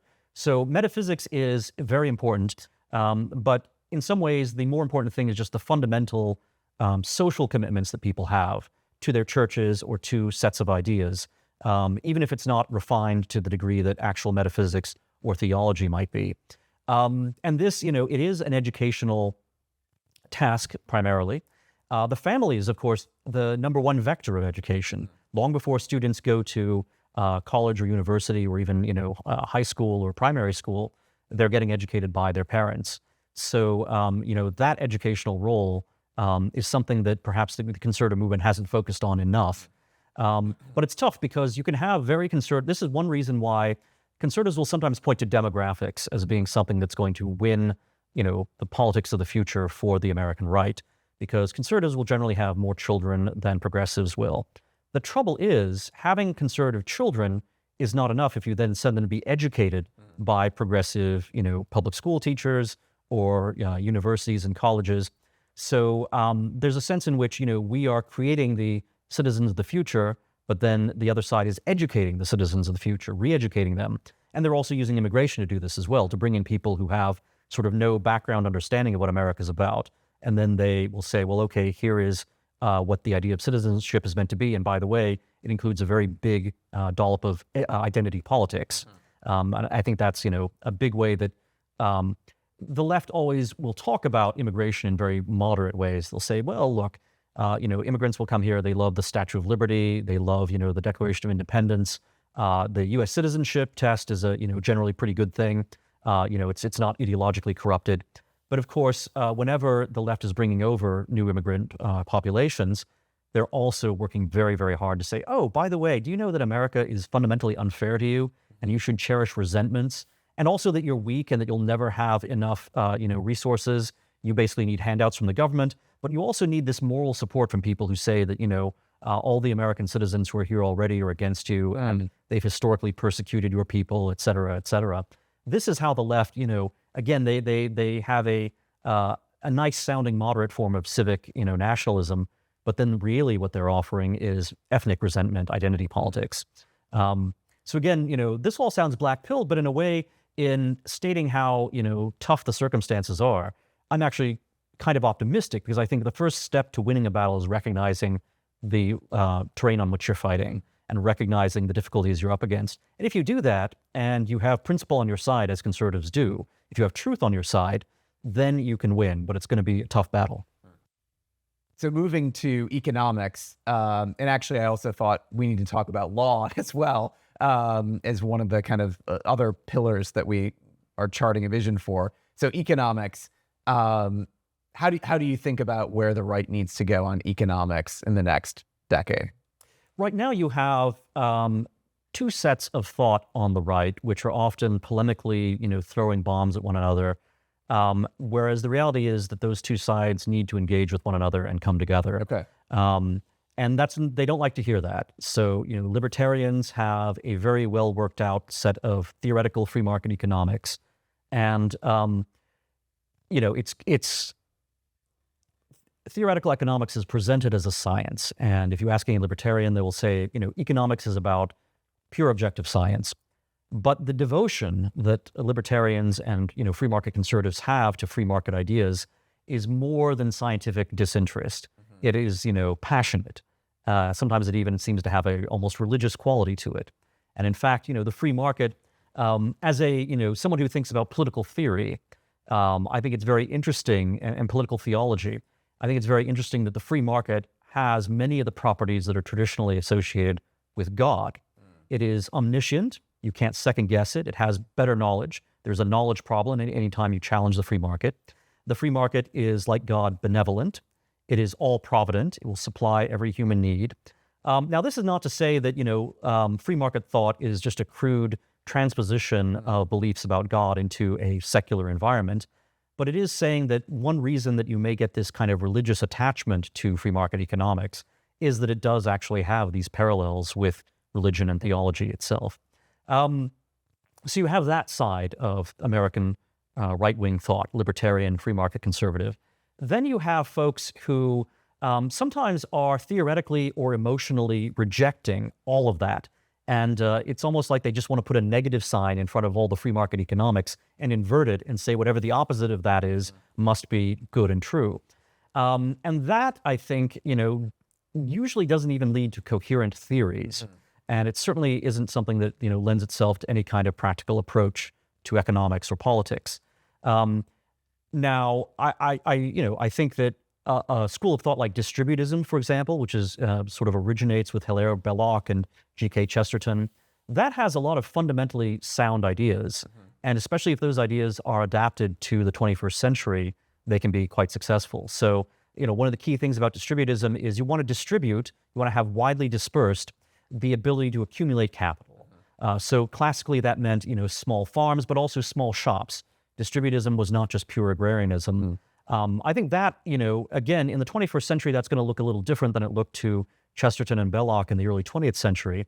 But the idea that you want citizens to have the ability to provide for themselves and their families, that's vital. I think that's a core principle of, not just conservatism, but of a small r kind of Republican self-sufficiency kind of, model. And that's something that has a very strong free market component to it, but it's also something that is not just, saying that free market ideas in the abstract by themselves are enough. You also have to have, a social structure, including the, competence of people to be able to handle capital, have capital, that they own themselves and put that to good use. And not everyone's going to meet that test, and we need to understand that. There are going to be people who, do not succeed in starting their own businesses. There are going to be people who do not succeed in, sort of managing their own retirement portfolio, et cetera. So there do need to be some degree of safety net, if not government, then, some sort of private systems that are going to be able to help people out when they fall into those problems. And some of that's going to be bad luck, and some of it's just going to be that natural human capacities do not make every person either a business entrepreneur or a manager of financial assets. And you want to avoid a situation where people become not just dependent on government, but also dependent upon financial wizards that they don't understand. And that's one of the things that kind of worries me a little bit about in the 1990s and the 2000s. You often had conservatives who said, if we just incentivize everyone to put their money, privatize Social Security, which would actually meant not really privatizing it, but rather, taking the money that's currently in, government treasuries and putting that into, stocks and bonds and other financial instruments. The trouble is, if that is manipulated or managed by government, are you creating moral hazards where basically people say, hey, the government told me I had to invest a certain amount of my income in a limited number of potential, free market retirement funds. And it turns out that there's a market, crash and all those funds have gone down. Yeah. People were forced into contributing to these funds. Now they should, and I think they would have a just claim to say, wait a minute, if I was forced to do this, then the person who forced me to do it is morally responsible for my economic condition now. So it's not something that can be easily be solved. And you need to, I think, recognize that with these imperfect systems, there need to be alternatives available and ways for people to kind of opt out. We need to be able to tell people, if you want to assume the personal risk to, invest in, something that may be a risky gamble, but, if it pays off, then you'd be very successful. As long as you're willing to accept the downside to that, Sure. which is, maybe you lose your retirement income, but, it's on you because you made that decision. I think those are the kinds of clear choices we need to make to people. And that also requires education. And it requires not just, education about economics, but education about moral choice, that you are a responsible human being, responsible for yourself, not just right now, but also for retirement, for, having the resources you need to form a family. We need systems that are going to, allow people to acquire those resources, especially for building families, and manage them themselves, rather than systems which say, we're either just going to hand it all to you and we're going to manage it at the federal level or manage it through, a few wizards on Wall Street. I think that's a bad centralized system, whether you call it government, controlled, or whether you call it, controlled by a handful of Wall Street elites. So this, I think, is actually a common ground between populism and the new right and free market economics on the other. So again, it's not that I think distributism is, a kind of a panacea, a cure for every disease, but I think the moral thinking that went into distributism is the kind of moral thinking we need now. And you have others. You have to think about the substructure that makes free markets function. So that means property rights, for example, and free market thinkers are very well aware of that. But property rights are not always the same everywhere. And intellectual property is an artificial creation. It's something that doesn't exist just as a result of kind of Lockean appropriation, people picking apples from trees or whatever, or putting up a fence around a field.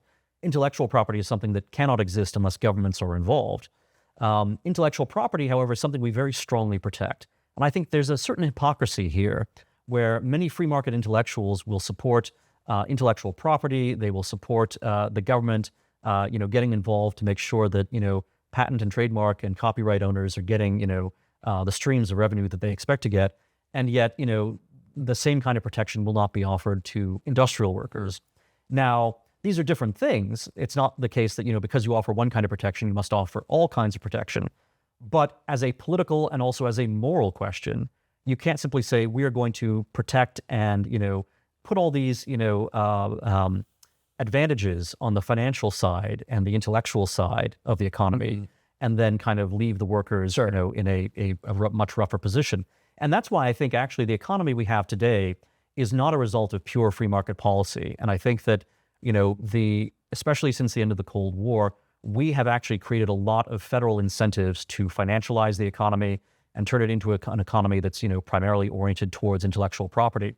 A lot of libertarians, when I bring this up, they'll say, well, yes, that's true. You have all these special advantages for, the financial class and for the IP class. But, these things would happen anyway, even without government involvement. That may be true, but the government involvement certainly tilts the whole playing field a lot more than it otherwise would. And that's had very bad repercussions for industrial workers in the Rust Belt, for example, and elsewhere. And so what would you say are the, let's say, 3 to 4 economic priorities that conservatives should pursue? Yeah, so I think you should have policies that are designed to have an economy that has several tiers, right? Mm-hmm. So the problem that we got into in the post-Cold War era is you had this ridiculous, learn to code was the way it was, parodied eventually. Even though learn to code today is now a parody that people bring up, but actually was something that was really said for about 20 years. Anytime a worker was laid off, hey, just learn to code. All the jobs of the future will be computer programming jobs. Well, first of all, we told that to laid off workers, even at the same time as we were importing a lot of, Sure. computer engineers from India and elsewhere. So, we were deliberately rigging the market against, people who wanted to learn to code, who were already American citizens. The other thing too, of course, is that now, technology seemed to offer this opportunity for all these, laid off Americans to get into computer programming. But now AI actually automates computer programming. You could have the computers program themselves. So it's not clear that computer programming is going to be such a strong, thing for the future. So even before you can propose policies, you really have to understand not just the economy as it exists right now, but also as it's going to develop and what's over the horizon. And what I've been saying is we need a diversified economy. We need an economy where, yes, entrepreneurs can put their money into things that they think are going to be most rewarding. That means, by the way, that some of the things, the most insane policy economically that Joe Biden and Kamala Harris and the Democrats have been putting out recently has been a tax on unrealized capital gains, which is absolutely insane. Not only that, but, taxes even on realized capital gains have problems. Estate taxes have problems. So generally, a low tax and low regulation environment, especially when it comes to entrepreneurial efforts, is important, and conservatives should maintain that. They've been right about that, and they should not forget, what they were correct about during the Cold War years and afterwards as well. But again, the economy is not all just about entrepreneurs, making good capital decisions. It's also about what's happening at the level of production. So you need to have the entrepreneurial policies, and then you need production policies. And those are going to provide jobs for Americans who are not going to be computer programmers. Production, is going to still be a real thing and a very important thing in the future because world population is still growing. Markets are still growing for consumer products of all kinds. And if more of that is produced in America, that's going to be something that will employ more Americans and will generally, it will also mean that, if you have a financial crash or a technological crash, we will still have the know-how to make things in our own country. We saw during COVID what the consequences are of so much offshoring and so much manufacturing taking place in other countries. That's why you had supply chain problems right here in America. We could no longer even make our own pharmaceuticals. We're dependent on pharmaceuticals coming from India and other places. So having a diversified economy where you have a strong entrepreneurial sector, but also a strong, real world material production sector, that's very important. And to do that, you're going to need, just as you need low regulations and low taxes and incentives for entrepreneurial investment, you're also going to need, regulatory reductions and tax incentives and other things that are going to bring more production to America. And on that point, do you prefer, do you prefer incentives for, let's say, critical industries, whether those are national security related or technological that could have national security implications, or do you prefer tariffs? If you're kind of weighing between those two approaches, because I know there are certain people in our David Goldman is very pro subsidy, anti-tariff. Others I know are very pro-tariff, anti-subsidy. Or is it a combination of the two? Well, I do think you need a combination. Now, one thing I will say, and this applies in both directions, perhaps especially with tariffs, the libertarian or free market critique of any of this is only going to subsidize failure in your own country. It's going to make things more expensive, but also it means that favored industries are going to get handouts and they're not going to be competitive and you're going to have problems. I think there's a lot of truth to that, and there has to be a policy response to that fundamental problem. The policy response is you have to have competition within these domestic sectors. So you cannot protect, just one company. You cannot protect. Now, there are industries like steel, for example, where there may be only one, right? One or very few. So that is tough. And, this is a place where, you have to look carefully, because sometimes there will be a case for breaking up some of these monopolies. Boeing, for example, is maybe a case right now. American aerospace is in a lot of trouble because we have Boeing and we have very little else. And that was not the case, during the Cold War. During the Cold War, you had some degree of competitive contracting because you at least had many different manufacturers. That's not the case now. There's a big problem here, and it would be a complicated discussion to get into as to how you deal with that. And again, sometimes you can't actually solve the problem. Sometimes you can't just break up U.S. Steel or break up other industries. But if you have just one company being protected or one company being subsidized, you will inevitably have some moral hazards and some problems that are likely to emerge. So maybe you have to find some other way to keep a check on it. Nevertheless, if you look at American history, if you look at Alexander Hamilton, for example, the tariff was really about a revenue. It was not primarily about infant industry. Instead, what was meant to support American infant industry were things like what were called bounties, which basically are very similar to, incentives. So a bounty meant, the U.S. government would say, hey, we'd like someone to make a more efficient steam engine or something, and we will give this reward if you develop it. And that was an incentive for research and development. So I think David Goldman is correct. America has to invest much more in, research and development for real-world technologies. We also have to, I think, put a lot of emphasis on the machines that make other machines, capital tools. So it's not just about consumer products or who's making toasters. It's rather about, do we have the know-how to create the machines that are then used to create toasters, right? So the economy of the future really will be even more automated than the economy of today. And that's going to be true whether it's real-world production of toasters or whether it's going to be computers programming themselves through AI. There's still going to be at the very top of that chain, someone's going to have, the actual machinery that is used to create other machinery. And that is a very strategically critical, not just industry, but cross-industry piece of economic territory to have. We've been very lax about that. And we've, you can see the problems that we're having with chips right now, where Intel, for example, is they've received a lot of incentives, but they're not actually delivering the kind of results that we want.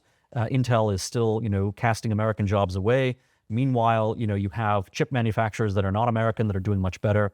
So it's something where, I guess the way to put it is, it's not that there are silver bullets in policy that will just solve everything, but the policy mindset and approach has to be that you do have to get your hands dirty. You have to get into the weeds of this. You can't simply say, we're going to have, we're going to be totally indifferent, both economically, strategically, and morally, as to whether, America's producing silicon chips or potato chips, or whether the silicon chips are all produced, in Taiwan, where you have, strategic vulnerability, because not only could China invade Taiwan, but China could basically, exert enough economic pressure on Taiwan to really compromise and control what Taiwan does.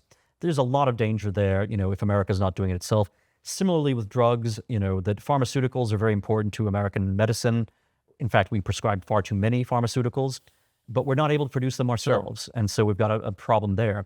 So again, I think a diversified economy is what conservatives should really be aiming for. And that's going to mean, diversity means supporting very free market entrepreneurial efforts, but it's also going to mean making sure that not just critical industries, but a wide mix of industries are things that America has strong representation in. Okay. So this has prompted 3 more questions related to economics. And I'm going to lay out the 3 questions now, and then we can kind of take them in turn. So, I'm in very much in agreement that you need a low tax environment for companies to be competitive, right? It's if you take too much, you get a sluggish economy. Businesses can't create, innovate, operate. Should we also have a very high national debt right now? Are deficit funded tax cuts, is that, is the growth that will ensue from them enough to make up the loss of revenue? So do you believe that kind of supply side thesis is it, do we just say, yeah, we have to be competitive, it's vital for our economy, and that'll add, $8 trillion to the debt? Is that okay? Or are you confident that, we're going to get that economic boom miracle enough that we'll actually kind of make up in revenue from the growth? Yeah, it's a question of whether it actually pays out, right? Mm-hmm. So in theory, if you are going into debt in order to lower taxes, so you still have big government, but you now have less of a tax burden for businesses and individuals, you can reap, big economic rewards in terms of growth within, the private sector. That can pay dividends and that can work out. But of course, if you make all those, if you go further and further into debt, you're not controlling the growth of government, and you are, also not bringing in tax revenue, and it doesn't pay off, and you don't in fact get impressive growth rates. Well, then you're left with this massive debt and deficits year after year, and your position gets worse rather than getting better. In general, I think that conservatives who've emphasized growth have been correct, and the bets have generally paid off for most of the past 30 years. We're in a position now, especially as technology and the world, trade environment among nations is changing, where it's less clear that we're going to get those kinds of payoffs in the near future. I still think that growth model makes sense. So I would rather have, low taxes, have people able to invest in industry, whether it's new technologies and entrepreneurial efforts, whether it is, the industries where we already have in this country. I'd rather have that than have, much lower deficits, much less debt, but not have, as much growth. And I think, other countries that have made the opposite bet, that have said, well, we're going to have, less debt, but we're going to have, also higher taxes, they've generally suffered for that. Okay. So I think the empirical, evidence probably favors that. I will say, so in principle, I do not like, deficits and debt. And at the, end of the day, now whether that comes, in a 10 years time, whether it comes in 100 years time, the debt is going to be a very big problem. But in the short term, it actually has less of an effect, it produces less drag on the economy and less drag on people's lives, including families, than one might expect. There are some fundamental questions here, including the question of what happens when that bill comes due with the debt, and there's always questions. Do you repudiate debt at that point? How do you then sell more, government, treasuries and whatnot? And if you, have a ruined credit rating for the nation at that point, what happens? This, of course, all relates to, it's all relative. So what we've seen, and in fact, we saw this during the Great Recession in 2007, 8, and 9, even though the United States had, a debt to GDP ratio that was getting a bit worse, and you had, long-term questions about U.S. fiscal financial solvency, you had other situations in other countries that were so much worse that people were actually willing to say, this is true of international, markets, they would rather put money into the United States, even knowing that they were going to lose a certain amount of money over time, but they would rather lose a small amount of time with certainty, a small amount of money over time with certainty, than put money into, places where either they would lose more money with certainty, or whether there would be high uncertainty about, what would happen. So America right now is such a deep capital market that it can afford to make a lot of mistakes, that we have a lot of margin to continue piling up debt. But at some point, and again, I think that maybe 100 years from now, that will cease to be the case, and then we're going to have a crisis. I wish I could say that simply being prudent day to day and year by year by not racking up these massive deficits would be the way to avoid a crisis in the future. But unfortunately, the political reality is that we're not doing that. And I don't see any prospect that we will, start doing that. You would have to massively restrict the size of government in order to fix things. Yeah. I think, raising taxes would be a very bad thing to do. So the alternative is, well, if you're not going to raise taxes, then you can't spend as much. Sure. If you don't want to go into debt. And that means you have to cut government. Yeah. Well, I'd actually like to see that. I think that, there would be great benefits from cutting government in many, many ways. But unfortunately, politically, nobody's been doing that. And that's been true. You'll sometimes see free market conservatives say, oh, it's so terrible that you have these new right types who will support industrial policy or, who supposedly support big government. The truth is, look at Republican administrations, with some partial exception for Reagan, they're all big government. I mean, that was true of Nixon. It was true of George W. Bush. It's true of Donald Trump. So the idea of controlling the debts and deficits just has not worked out politically. And I think you just have to, accept that as a reality of life, even if it's in the long term going to be very dangerous. Okay. So two more questions here on economics. You have conservatives have developed more of a hostility towards big tech, right? For I think a lot of some of it is reasons related to cultural related issues. There are other issues that are at play here, and so there's a question of how do you respond to this, right? You have on one side, someone like Matt Stoller kind of arguing for this neo-Brandeisian kind of very vigorous antitrust policy that is sort of personified in Lena Khan's Justice Department.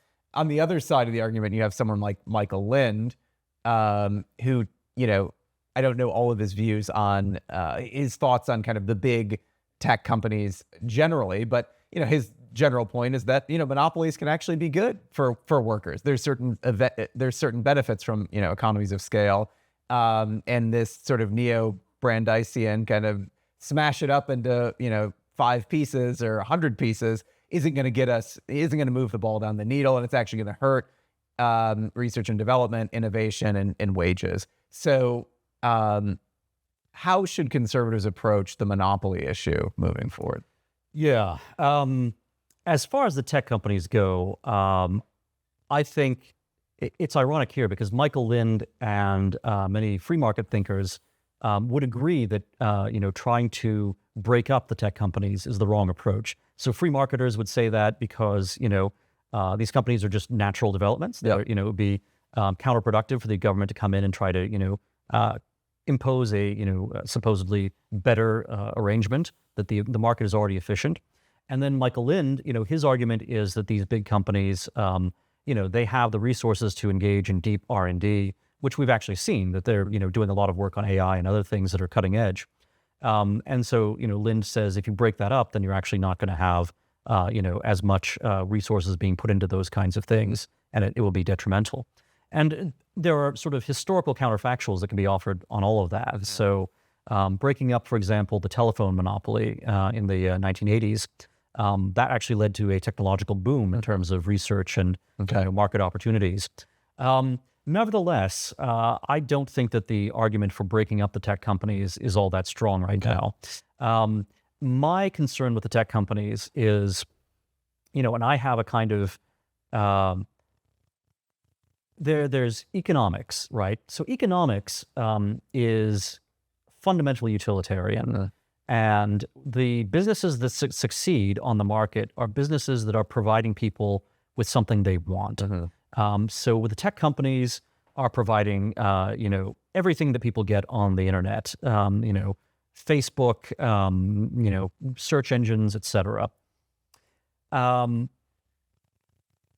And so the massive amount of money that Facebook and Google have, for example, that comes from people use their services. You have massive, populations that are, customers of theirs. And then they get the advertising revenue from controlling, basically, that's where the monopoly, I think, is dangerous, the monopoly over advertising. Flow, yeah. Well, information flow, yes, that's dangerous in a different way. But in terms of revenue, it's the monopoly on the advertising revenue that is, really, it restructures the entire media environment. And actually, that's what creates the monopoly or near monopoly on information flow, because it becomes financially difficult to have independent platforms if the advertising is all controlled by Google or by a few, sort of major platforms. Nevertheless, I think that, breaking up Google into, 2 or 3 companies, or, Facebook, it seems to me that might just multiply the problem rather than solving it. That, even if you had a couple of different Googles that were, Sure. if they still had the same corporate culture and they were still, competing against one another in terms of, efficiency or something, but not in terms of their ultimate goal, I don't see that it's a big improvement. In fact, you would still have the same sort of political biases and other problems that you've had. Also, I think, some libertarians who had argued that, these massive tech platforms, which seemed invincible, 10 years ago, that they actually are temporary phenomena. There may be not just some truth, but a lot of truth to that. And so I think Facebook and many other tech companies are facing serious problems in terms of, maintaining their market share, maintaining the interest of readers, customers who are, logged into Facebook and so forth. If they start to, that they are snapshots in a moment in markets and technologies. And because technologies are continuing to change, those snapshots are not going to be, they're going to be, sort of old and faded very quickly. So I generally think that breaking up the tech companies is not necessary. Okay. At least that's my view right now, is that they are, they have a limited horizon in front of them. And already, it's been interesting to see some of the most important AI developments have taken place outside of the context of these big tech companies. But like I said earlier, it does bother me that these tech companies, obviously their entire existence is predicated on intellectual property. And again, intellectual property, even the very language of it, right? The very word patent, this was the same word that was used for when Henry VIII, for example, would grant a monopoly to, a particular, shipping company or, another, real world trade company. So patents really are the same kind of protections that, historically have been afforded to hard, real world industries. And so we have created such strong protections and such strong incentives to put capital into intellectual property that we have distorted our whole economy. Yep. So again, I think we have to, back away from that. I don't think you do it necessarily by breaking up the tech companies, but you do it by, trying to provide, maybe actually one of the things you need to do is provide less IP protection for the tech companies. And then, there would be more competition available in those spaces, which would then, naturally tend to weaken the monopoly power of Google, Facebook, et cetera. Okay, so last question on economics, and then we'll transition to a couple more areas before we wrap up. Unions. So it's become something of a cliche that the Republican Party is now the party of the working class. I think what's certainly true is that in general, kind of the managerial class has moved out of the Republican Party into the Democratic Party, and the Republican Party has a base of people. Some of it's working class, some of it's middle class.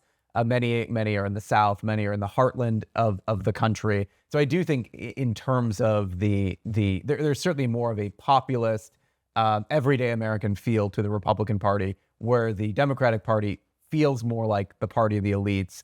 Now you can divide the elites between the creative class. A lot of the more of the tech entrepreneurs have come into the Republican Party more recently, but certainly the managerial class has gone in firmly with the Democratic Party and the left. So as we look at this new, working class constituency, there's the question of unions. There was the head of the Teamsters spoke at the RNC. What should, for a long time, conservatives, especially in DC, were championing right to work laws. They were actually making a case based on it's actually better for the worker, not only for the company for those laws, but you also have, but politically, there is some advantage to having, if it's possible, not necessarily the unions themselves, but union members kind of coming over to the right. So what should conservatives, both from a politically advantageous perspective, but also from a first principles perspective, how should we approach unions? Yeah, I think there are, sort of 3 levels on which that has to be considered. One is, as you've mentioned, the union member and, ordinary working class Americans in general. And I'd like to say, and I think it is, partly true, that conservatives of all kinds, whether they are, sort of pure free market conservatives, or whether they are new right, they all understand not only the need for working class votes, but also that they want to cultivate them. So, as you said, right to work laws are, advantageous or can be advantageous for workers themselves. So it's not necessarily the case that, pure free market, conservatives are hostile to workers. That said, you've actually, touched on something that's very interesting, which is the role of the managerial class and of, kind of the college-educated, sort of middle management types. But what's interesting is, when James Burnham wrote a book in 1941 called The Managerial Revolution, but he was actually talking about, managers of real heavy industries. He was not talking about just this kind of college-educated, verbal class, as other people have called it. And I actually think that's one of the weaknesses of America right now, that in fact, what James Burnham got right about the managerial revolution is kind of something we've actually moved away from. And that what we have are instead people who are, college-educated bureaucrats, which is different from what Burnham had in mind. There are college-educated bureaucrats in think tanks which may be conservative or may be libertarian, who, and I've seen this, personally, who actually do actively dislike working class Americans and middle America, as a set of, social institutions. And you kind of understand why. So one time I saw a Facebook post by a libertarian acquaintance of mine who works at a libertarian think tank. I won't mention which one. And, he was talking about how, he didn't like the small town he grew up in, and he's now moved to a very exotic location. And I just thought to myself, this is the sociology behind an awful lot of not just the policies, but rather the policy emphasis that you get from many libertarian think tanks. Why are they so, upset about tariffs? Why are they so upset? Because there are many things that libertarians could get upset about that are anti, free market. Sure. But it seems like there are certain things that push their buttons much more than others, even proportional to the amount of economic importance that they actually have. And I think a lot of it is that sociology. And it is the fact that some of these college-educated, bureaucrats or managers or intellectuals, they are just fundamentally uncomfortable with, working class Americans. And they don't like the idea that there are politicians and rival intellectuals who are making a case for the virtues of these working class Americans. So that divide is not even about economics, really. It's about sociology and about psychology. But beyond that, so there actually are people on the right, libertarians and conservatives, who really don't want to cultivate working class voters for those sociological and psychological and personal reasons. But for the most part, I think even libertarians recognize, yes, you need to have working class voters, and their view would be that libertarian policies are actually very good for the working class. So there's not a lot of conflict necessarily on that question. Yes, cultivating working class voters is an important thing. The next question is, well, what about the unions themselves then? Now, and that's, kind of a two-part question. There is the theoretical side. Are unions ultimately good for the worker or not good for the worker? And then there is the practical side. Unions exist whether or not they are good for the worker. How do you deal with the fact that they exist? And here I think conservatives will continue to have disagreements, and those disagreements should be handled, basically through federalism. So on the issue of are unions actually good for workers, there's a very strong libertarian case backed up by a lot of empirical evidence, which says that, they're not. There are also, there's also historical empirical work which says they are. And part of the problem here is that the history of the American industrial workforce doesn't align perfectly with, theoretical abstractions. So you would expect in an industrialized, unionized workforce to be doing very well at a point where American industry as a whole is doing very well, which was the case, kind of during the golden age of space exploration and, basically the post-World War II boom in manufacturing and sort of, hard industry and real-world development. So whether or not you say unions are a good thing or a bad thing, if you just look at the history, you're going to say, oh, America was very unionized and America was very prosperous. So, at a minimum, unions were not destroying that prosperity.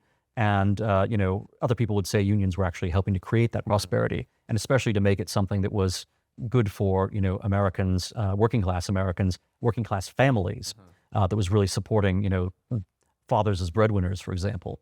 By the way, one of the conservatives who I think is most interesting on these questions is a sociologist named Alan Carlson.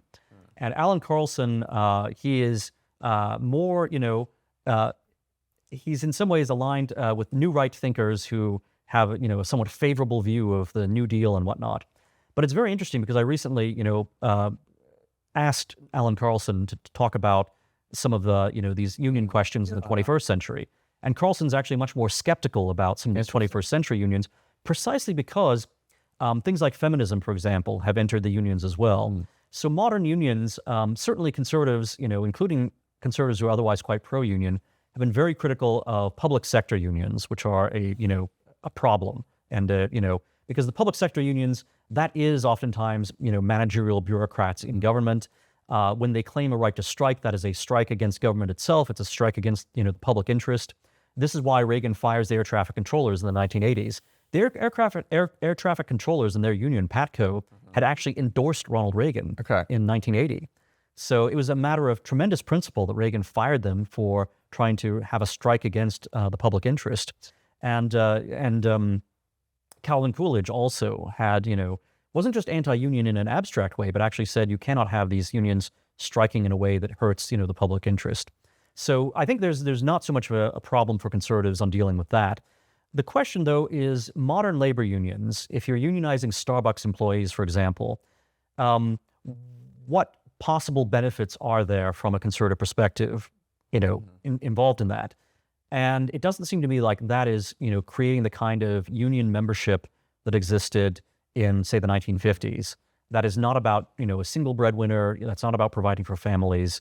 It's actually, simply making it an already difficult retail situation in America much more difficult. So, I'm using Starbucks just as a general example. I'm not saying that, I'm an expert on the situation of Starbucks.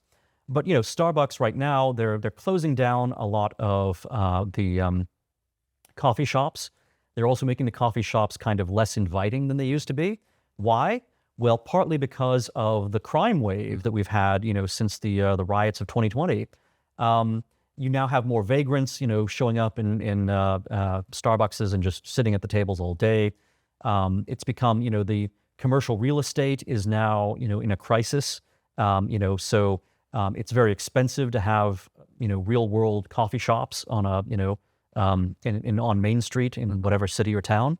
So you've got all these difficulties, and now we're going to say, well, guess what else we're going to do? We're going to raise the minimum wage, and we're going to encourage unionization. Well, that's ultimately not going to work so well for the unionized workers because those coffee shops are just going to shut down. So I think that kind of unionization, service sector unionization, is actually not something conservatives should get involved and get behind. And then the question is, well, what about industrial workers? What about things like the Teamsters, and existing union institutions? I think conservatives have to be realistic. If they exist and if they are, if they're still, providing some of the social benefits that conservatives like Robert Nisbet had identified even in the 1950s, then yes, you can, as a political decision, continue to work with and, support and help them. But in general, I think modern labor unions are turning more and more into precisely unionization of managerial workers or service workers. And these unions do not have the kind of social benefits or either economically, for creating a more, successful industrial America that we saw, during, the golden years of unions between the New Deal and the 1960s. That's not what's coming out of the new wave of unionization today. And second, you're also not getting the social benefits. This is not, creating stronger families. So I'm actually very critical and skeptical of some of the enthusiasm that you find abstractly on the new right for unions. But that said, I think, the old industrial unions and their relationship with existing industries, that's something that has to be taken into account in thinking about American competitiveness, industrial policy, et cetera. That's, in some ways I would put that more under the industrial policy blanket rather than in a separate kind of union policy blanket. Okay. So just to kind of sum up, and then we'll transition here. So generally speaking, have a lower tax environment, lighter regulation environment, where it's politically possible, cut big government spending, selective tariffs and or incentives for more narrow targeted industries that relate to national security, health, perhaps in the case of pharmaceuticals, or technologies that are really vital for our sort of independence. And then as you look towards monopolies, probably generally speaking, a little bit more of a hands-off approach, letting kind of these companies go through their natural life cycles. And then with unions, it's kind of a federalist approach. Let each state sort of decide. There's going to be more sympathy for the industrial unions than the managerial unions, and really kind of cultivate the individual workers, but maintain some skepticism for the social agenda of unions on the whole. So I think, is that largely where that's broadly right. I would say, there is sometimes this tendency to talk about, when I say a diversified economy, sometimes people will say just minimalistically, well, that means national security, and a few other critical industries, which is not necessarily the case. I think one has to be much more prudent about, thinking about America as a federal system where we have a number of different regions. And the question is going to be, what are the appropriate policies for those different regions?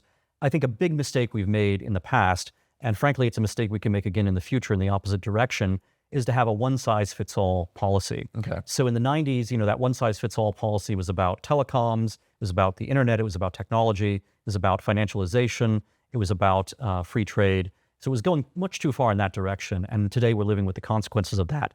Now, conceivably, you could go too far in the opposite direction, and you could say, we're going to have, policies that are optimized for the Rust Belt, but then would actually be very bad for American innovation and new industries and growth. So I'm saying don't do either of those things. Okay. Instead, you really do have to have a much more prudential and historically and, even philosophically well-informed approach to, American policy. And it also has to be a approach where you recognize the fallibility that's involved here. So the libertarians and, sort of pure free market economists, on the conservative side would say, well, you can never do any kind of government economic policy because of this knowledge problem. The market is omniscient. Ordinary human beings involved in government, they have limited knowledge. Therefore, anything they do is going to be contrary to the providential plan of the market, which is perfect and is benign. And therefore, anything that human beings do that defies the market is, again, I'm using the theological language in part because it's shocking, but in part because I think it does illuminate, kind of the fundamental question here. But if the market is all-knowing, all-powerful, all-provident, and benign, anything you do that defies the market is sinful and is actually going to be counterproductive and harmful. So there are libertarians who, say that you can't do anything because the market knows more than you do. And then there are, people on the other side, especially those who simply say that putting a negative sign in front of all free market economics produces the right result, who treat themselves as if they're omniscient. Sure. And say anything the government does is going to create, new conditions in the world which, cannot possibly go awry. And I think both of those views are wrong. In fact, you have to have government policy that is informed not by a belief that either markets are perfect or that, government policymakers are omniscient, but rather that says markets, as they interact with the political system and interact with human families and interact with human nature, are going to produce some, outcomes that are not providential and beneficial, et cetera. This is not, a matter of God's will. But likewise, you don't want to have this view that you are God and the government is God. Yeah. And that, as long as we have power, which you often see the new right, is really fascinated with, well, if we have power, then we're going to fix everything. And it's like, no, you can't fix everything because you're still a fallible human being. Yeah. And so in a weird way, that anthropology and that, sense of metaphysics and, knowledge not just of human fallibility, but also that we're in a fallen world, that fundamentally religious and metaphysical commitment is something that should, chasten us and should guide our prudent approach to economics in a way that I think both those who have a kind of divine view of the free market and also those who have a divine view of their own, themselves with power. Sure. Power somehow, elevates, an already perfect person to now being an omnipotent person. Yeah. Both of those views are dangerous and should be avoided by real conservatives. Okay. All right. So one last issue with domestic politics before we move to foreign policy is the legal movement and the courts. So one of the other the second, I think, great success, in which in part made possible the overturn of Roe v. Wade, was the success of the Federalist Society to really build a network of originalist judges who have now populated courts at all levels of American life, including the Supreme Court. So would you say that looking forward, that sticking with originalism or textualism, is the way to go? Some have said, I think someone like Josh Hammer comes to mind. Maybe a more extreme version is Adrian Vermeule, that there needs to be more of a common good originalism. And so how would you see the direction of the conservative legal movement moving forward? Yeah, so, I'm not a lawyer, and my own views on, legal theory are not necessarily aligned with one particular camp here. And it's also something where, there are folks who are real experts in this. Sure. And, I don't want to just casually dismiss their views on either side, because again, I haven't studied the specifics of it closely enough to have, a fully formed view of my own. I do think that, you have to keep the common good in mind. Judges do have limited power, and when they try to assert more power, they wind up facing resistance in different ways. So during the sort of heyday of judicial activism, left-wing judicial activism, judges really did impose a lot of changes on American society, and that's true of Roe v. Wade. It's true of decisions regarding pornography and a number of other things. Prayer in schools, all of this was stuff that the Supreme Court, basically set the agenda. Sure. And many conservatives look at this and they say, well, therefore the Supreme Court is all powerful, and if it does something, then society has no choice but to follow those decisions. And they think that the changes in society we've seen have all been generated from the top down by Supreme Court decisions. For a variety of reasons, I think that's partly true, and you should not disregard the importance of those judicial decisions. But I think that's not the whole story. And again, when we talked about Dobbs and same-sex marriage, not Dobbs, but Obergefell rather, and same-sex marriage, that was something which came about through a kind of three-pronged strategy, where progressives were working at the state level and getting victories there. They were working at the national level, especially in popular culture, to normalize the idea of not just homosexuality, but of same-sex marriage. And then they were also working at the federal bench to get the Supreme Court decisions they wanted. And as a result of having those three elements, they were able to get a victory, which they now enjoy. I think conservatives would be foolish to put all their eggs in one basket and not look at these other elements of the battlefield. And again, that's kind of partly what happened with the Dobbs and with the overturning of Roe v. Wade. We were ready. We had we built up this great school of not just originalists, actually, not just or at least not just sort of positivistic originalists, pure originalists. So one of the things I should mention here, and I think this has been among people who are deeply involved in conservative legal circles, there are folks who really admire the Federalist Society, and there are some folks who are critical of it. I think quite apart from the legal philosophy issues, which again are kind of not my specialty, but simply in terms of what has been an effective institution, the Federalist Society has undeniably been effective at doing what the Federalist Society wants to do. That is, at getting their people, appointed to, as clerks, getting them appointed to, the federal bench, ultimately getting them, to the Supreme Court. I think there's probably no other institution on the American right that has succeeded in its own mission the way that the Federalist Society has. So, it's done that as part of a, sort of larger coalition. And again, the political pressure that was put on judges by social conservatives especially has, and by, political pressure that's been put on the Senate and on Republican nominees for president, that's what created an environment in which the Federalist Society could enjoy these successes at the judicial level. This kind of complementarity in the conservative movement between political pressure and judicial philosophy has been very important, even though, as I pointed out earlier, some of these conservative judges don't necessarily share the philosophy of the social conservatives themselves. On the Supreme Court, even, I think we see some instances of this, and we do see a mix of perspectives among conservative Supreme Court justices. So the late Antonin Scalia, for example, had a different philosophy of law than Justice Thomas has. So Clarence Thomas does have somewhat more natural law leanings, and is really informed by a philosophical perspective that in some ways transcends originalism. So it's not that Justice Thomas thinks that the law should be just made up by judges without regard for the letter of the law, but he does think that the moral principles of the Declaration of Independence and moral principles of metaphysical truth and reality have to come into play in Supreme Court justices' thinking.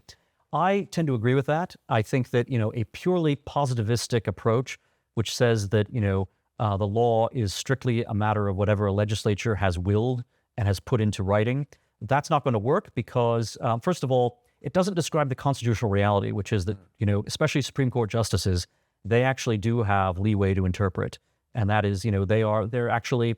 The interesting thing about our Constitution is it creates a triple sovereignty, that basically the legislature and the executive and the judiciary, they're all, sovereign, and they can all do things that, kind of go even beyond the letter of their powers. And what reins them in is the fact they've got to, work with one another, and they also have to work with the reality of the 50 states and the reality of the American public. So I have a very realist approach to these things, which is not the kind of, purely formal approach that you get from the strictest kinds of originalism, for example.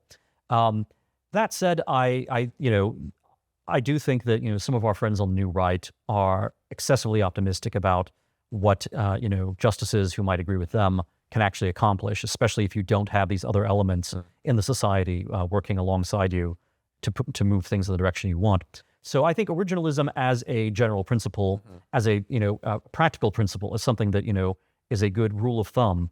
Still is a very, very good idea. In terms of ultimate metaphysics, you need something more than that. Okay. So to close, I want to focus on conservative grand strategy and our approach to the world.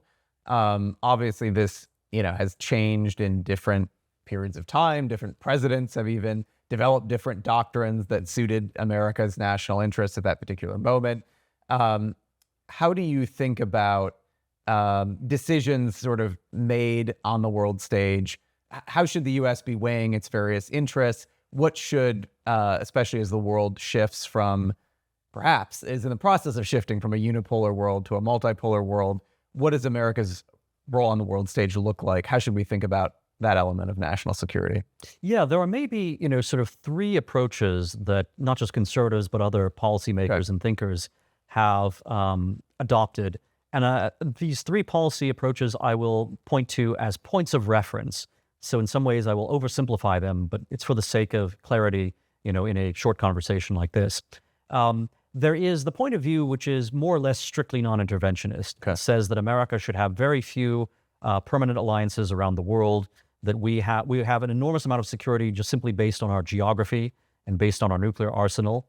And therefore, we should really limit our foreign engagements, even our, seemingly defensive foreign engagements, like alliances with, Japan or with NATO, that in fact, we really need to rethink what those commitments are. So that's one point of view that is, quite strongly articulated. At the opposite extreme are two different views.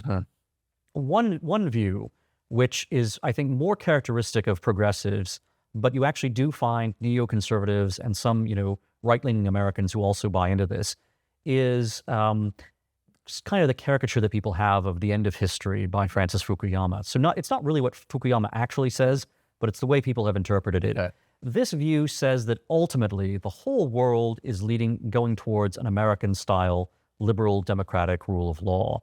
And therefore, it can be a good thing if we help history along by getting actively involved here, there, and everywhere. And we can do this because we know what the end of history is. We know that our efforts will succeed ultimately because they are, with the wave of the future. They are, what is the phrase that progressives like to say about the tide of history, or what is? Do you remember what their? Wait, is it the arc of history? The arc of it's the arc of history. Yeah, there's another phrase they also like, but that's exactly it. So if you have that view that you are going to win in the end, even when you look at the results of being in Afghanistan for 20 years, being in Iraq for 10 years, but if you have this view that ultimately the world has to turn your way, then you're going to keep doing the things that we've been doing in Afghanistan and Iraq and elsewhere. And it's kind of, and you might, not do those interventions in quite the same way the second time. Sure. But you're still going to have this sense that America should have, interests in all parts of the world all the time. And I think you really do see that, certainly with progressives, and you see it with a lot of conservatives as well. And their view is one that, we are ultimately going to prevail in all of our interventions because the whole world has this destiny which has already been written. Got it. Then there is a practically similar, but actually emotionally very different point of view, which says that the direction of the world, again, all has to be decided as a unit. The entire world has to move one direction or another, but the outcome is not certain, and that the outcome is either between America taking actions that lead to, planet America, basically, or if we fail to take those actions, then you're going to have planet Nazi Germany, planet Soviet Union, planet Islamofascism, planet, whatever the apocalyptic, view is. So if we don't set kind of the tone for the whole world, China will set the tone. Exactly, right. And it's funny because the people who have this point of view, they change each time who the, archenemy is. Okay. But it's basically a Manichaean worldview, which says either God or Satan is going to prevail. And if God is not prevailing, then by definition, Satan must be prevailing, which I think is very important. So even if you look at the world and you say, well, you know what, the Chinese are not really succeeding in winning a lot of friends, right? So yes, African countries will accept Chinese money. The Chinese are very racist. And, the fact that the Chinese really have contempt for practically everyone else in the world, it's something they don't hide very well. And people are not aspiring to become Chinese the way that, some third world countries actually did aspire to become communist or Soviet, or to have, there was an idealism to the Soviet Union that does not exist with communist China today. Nevertheless, there are neoconservatives and, these Manichaean conservatives who imagine that if the United States is not actively gaining ground all around the world in terms of our interventions, then somebody else, some satanic power is going to ultimately gain everything, that it has to be one or the other. And it's not simply that, you can't simply say that, well, China's not actually expanding as much as you're afraid they are. Iran is not all powerful. Iran is certainly causing a lot of trouble in its region, but that doesn't mean that Iran is about to take over France or something like that. They don't understand the world in that way. They understand the world as being, if you are not the one actually filling all the void, then the void is necessarily going to be filled by the other side. The other side can only be understood as being evil. And it doesn't matter if and the name of Satan is Legion, right? So you could be talking about China today, or you could be talking about Iran, or you could be talking about the Soviet Union, or you could be talking about anyone. It doesn't matter. But the evil is always there. And if we are not actively intervening everywhere, then the evil is going to prevail in whatever guise it wears today. I think both of those, both the Manichaean view and also the Fukuyama view, or the caricature of Fukuyama, I think they're fundamentally unconservative, and the conservatives can't embrace either of those views and expect to see success in foreign policy.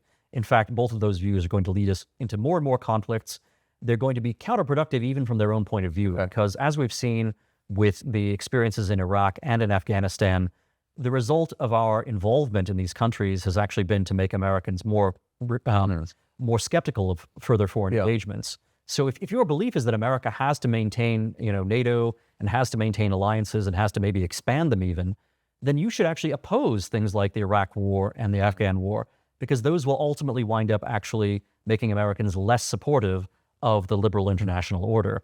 Now, unfortunately, people don't have that degree of self-awareness, right, or that degree of prudence.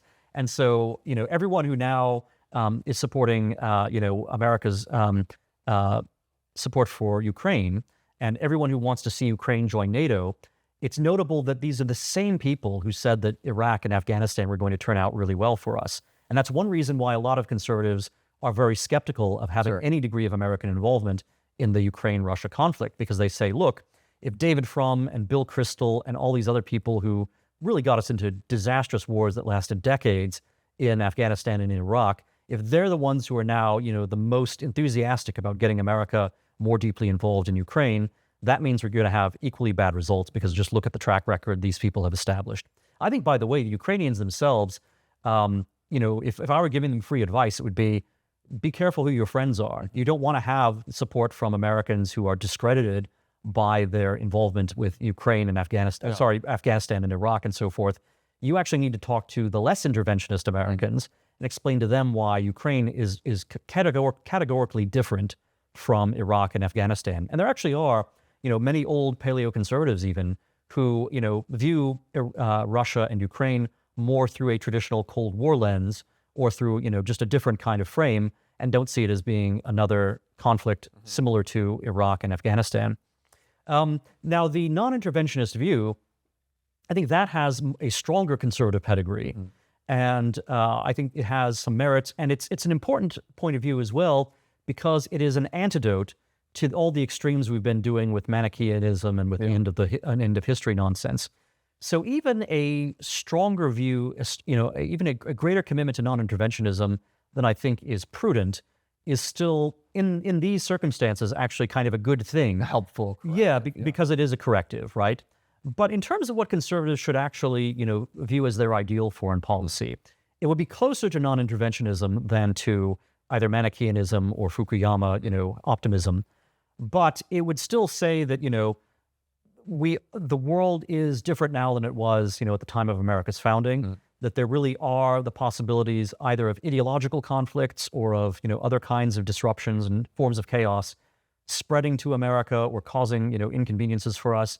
We're not actually as, invulnerable to attack as we think. It's not that someone's going to invade mainland United States, but we do have these island possessions. We have Hawaii, which of course was what brought us into World War II, because, you're much more vulnerable as Hawaii than you are as the continental United States. We even have things like Guam, which are even, more vulnerable still.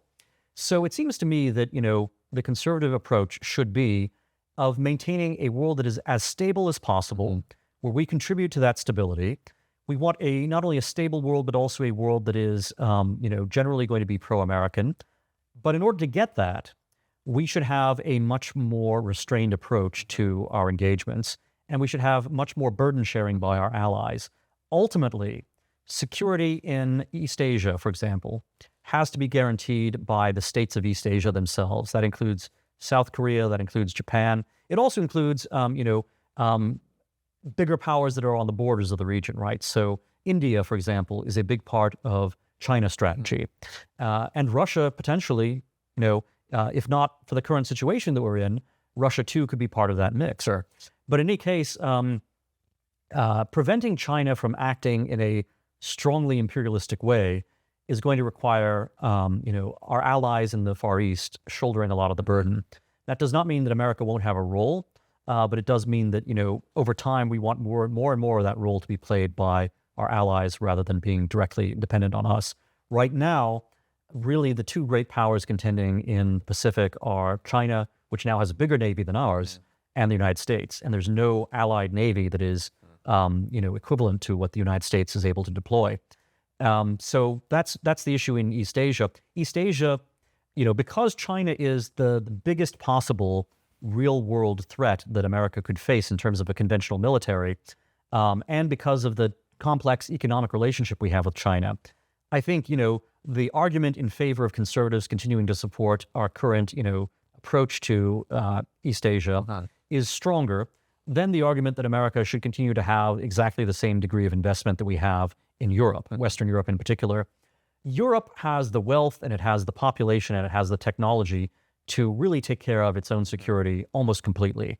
And it seems to me that NATO or whatever alliance exists between good, solid, democratic Western European powers and whatever Eastern, states, are appropriate for membership in that bloc, that this should be primarily something the Europeans themselves undertake. This is, by the way, not just, because America can't shoulder. I mean, right now, America is shouldering the burden, disproportionately for the security of East Asia and also the security of Western Europe and Eastern Europe and also the security of the Middle East and everywhere else. That burden is more than we can sustain. So people, conservatives of all stripes, with a few exceptions, understand that our national debt is too high and that that's going to be a problem ultimately. Sure. But we have the strategic equivalent of a national debt when it comes to all of the security we're providing for other parts of the world. And that debt, strategic debt or security debt, is actually going to come due much sooner than the dollar debt is going to come due. So we are overstretched, and other powers are too dependent on us, and that makes them weak, and it actually creates a bad dynamic. And you see this in Europe right now, where Germany, for example, has generally had a, approach to Russia that is different from the approach that America and Britain have thought is appropriate, and is certainly very different from the approach that Poland thinks is appropriate. Well, the fact that we are responsible for the security of Europe means that the Germans can, be wishy-washy, or can, they don't have the same degree of incentive to have a policy which, they can have very good diplomacy and economic relations with Russia if they want, but they also have to understand Russia is strategically still a very dangerous neighbor to have, and therefore Germany has to be prepared for that, and also that Germany has to, be involved in leading a coalition of, other Western powers that may be able to balance and check and, stop expansion of Russia when it comes to it. So, and this is true not only of conflict between Russia and Ukraine and conflict between Russia and Eastern Europe and, potentially Western Europe. This is also true of the internal politics of Western Europe. I think one of the reasons why you see, hard right movements developing in Western Europe is that you have Western European governments that just have not taken nationalism or their own, sort of national existence seriously. They've been overinvested in the European Union, ideologically speaking, as well as financially and politically. They've been overinvested in letting America take care of their security. A country that isn't willing to fight for itself is going to have internal problems as well as external ones. It's going to have a lack of self-respect when it comes to its own borders and when it comes to, being culturally assertive as Western Europe needs to be. What that means is, I think, in a weird, indirect way, our excessive investment in Western Europe has actually made Western Europe more vulnerable on immigration questions and on some of these, questions of economic, migration as well. And that has ultimately led to political instability in Western Europe. Yeah. So I think a Western Europe that had to take care of more of its foreign policy would also be a Western Europe that was more conservative, that was more willing to take care of its immigration and, economic national interests as well. And this feeds into a world, more of a world of national blocs. So, and then the question becomes, with free trade, instead of having unilateral globalist free trade, universal unilateral globalist free trade, do you instead have bilateral or bloc, trade agreements where it's the United States and, certain allies that we have trade agreements with, rather than saying, it's the whole world is going to be in one basket. So that's the world I think the conservatives should be working very hard to create, is one in which, we still have some degree of, we are the backstop. We are the, sort of ally of last resort when it comes both to East Asia and also to Europe. But the primary work of checking China and of containing Russia and also of, dealing with the problem of migration in Western Europe, that is primarily the work of, the East Asians themselves and of Europeans themselves in their own theaters. Dan, we're about out of time, and I think this has given us a clear sense of the direction on social issues, on economics, on law, and foreign policy for the right moving forward. Do you have any closing thoughts on this thread, that has linked, the old right going all the way back to Calvin Coolidge, through the days of the early conservative movement, through Ronald Reagan, up to Donald Trump, and then looking towards the future?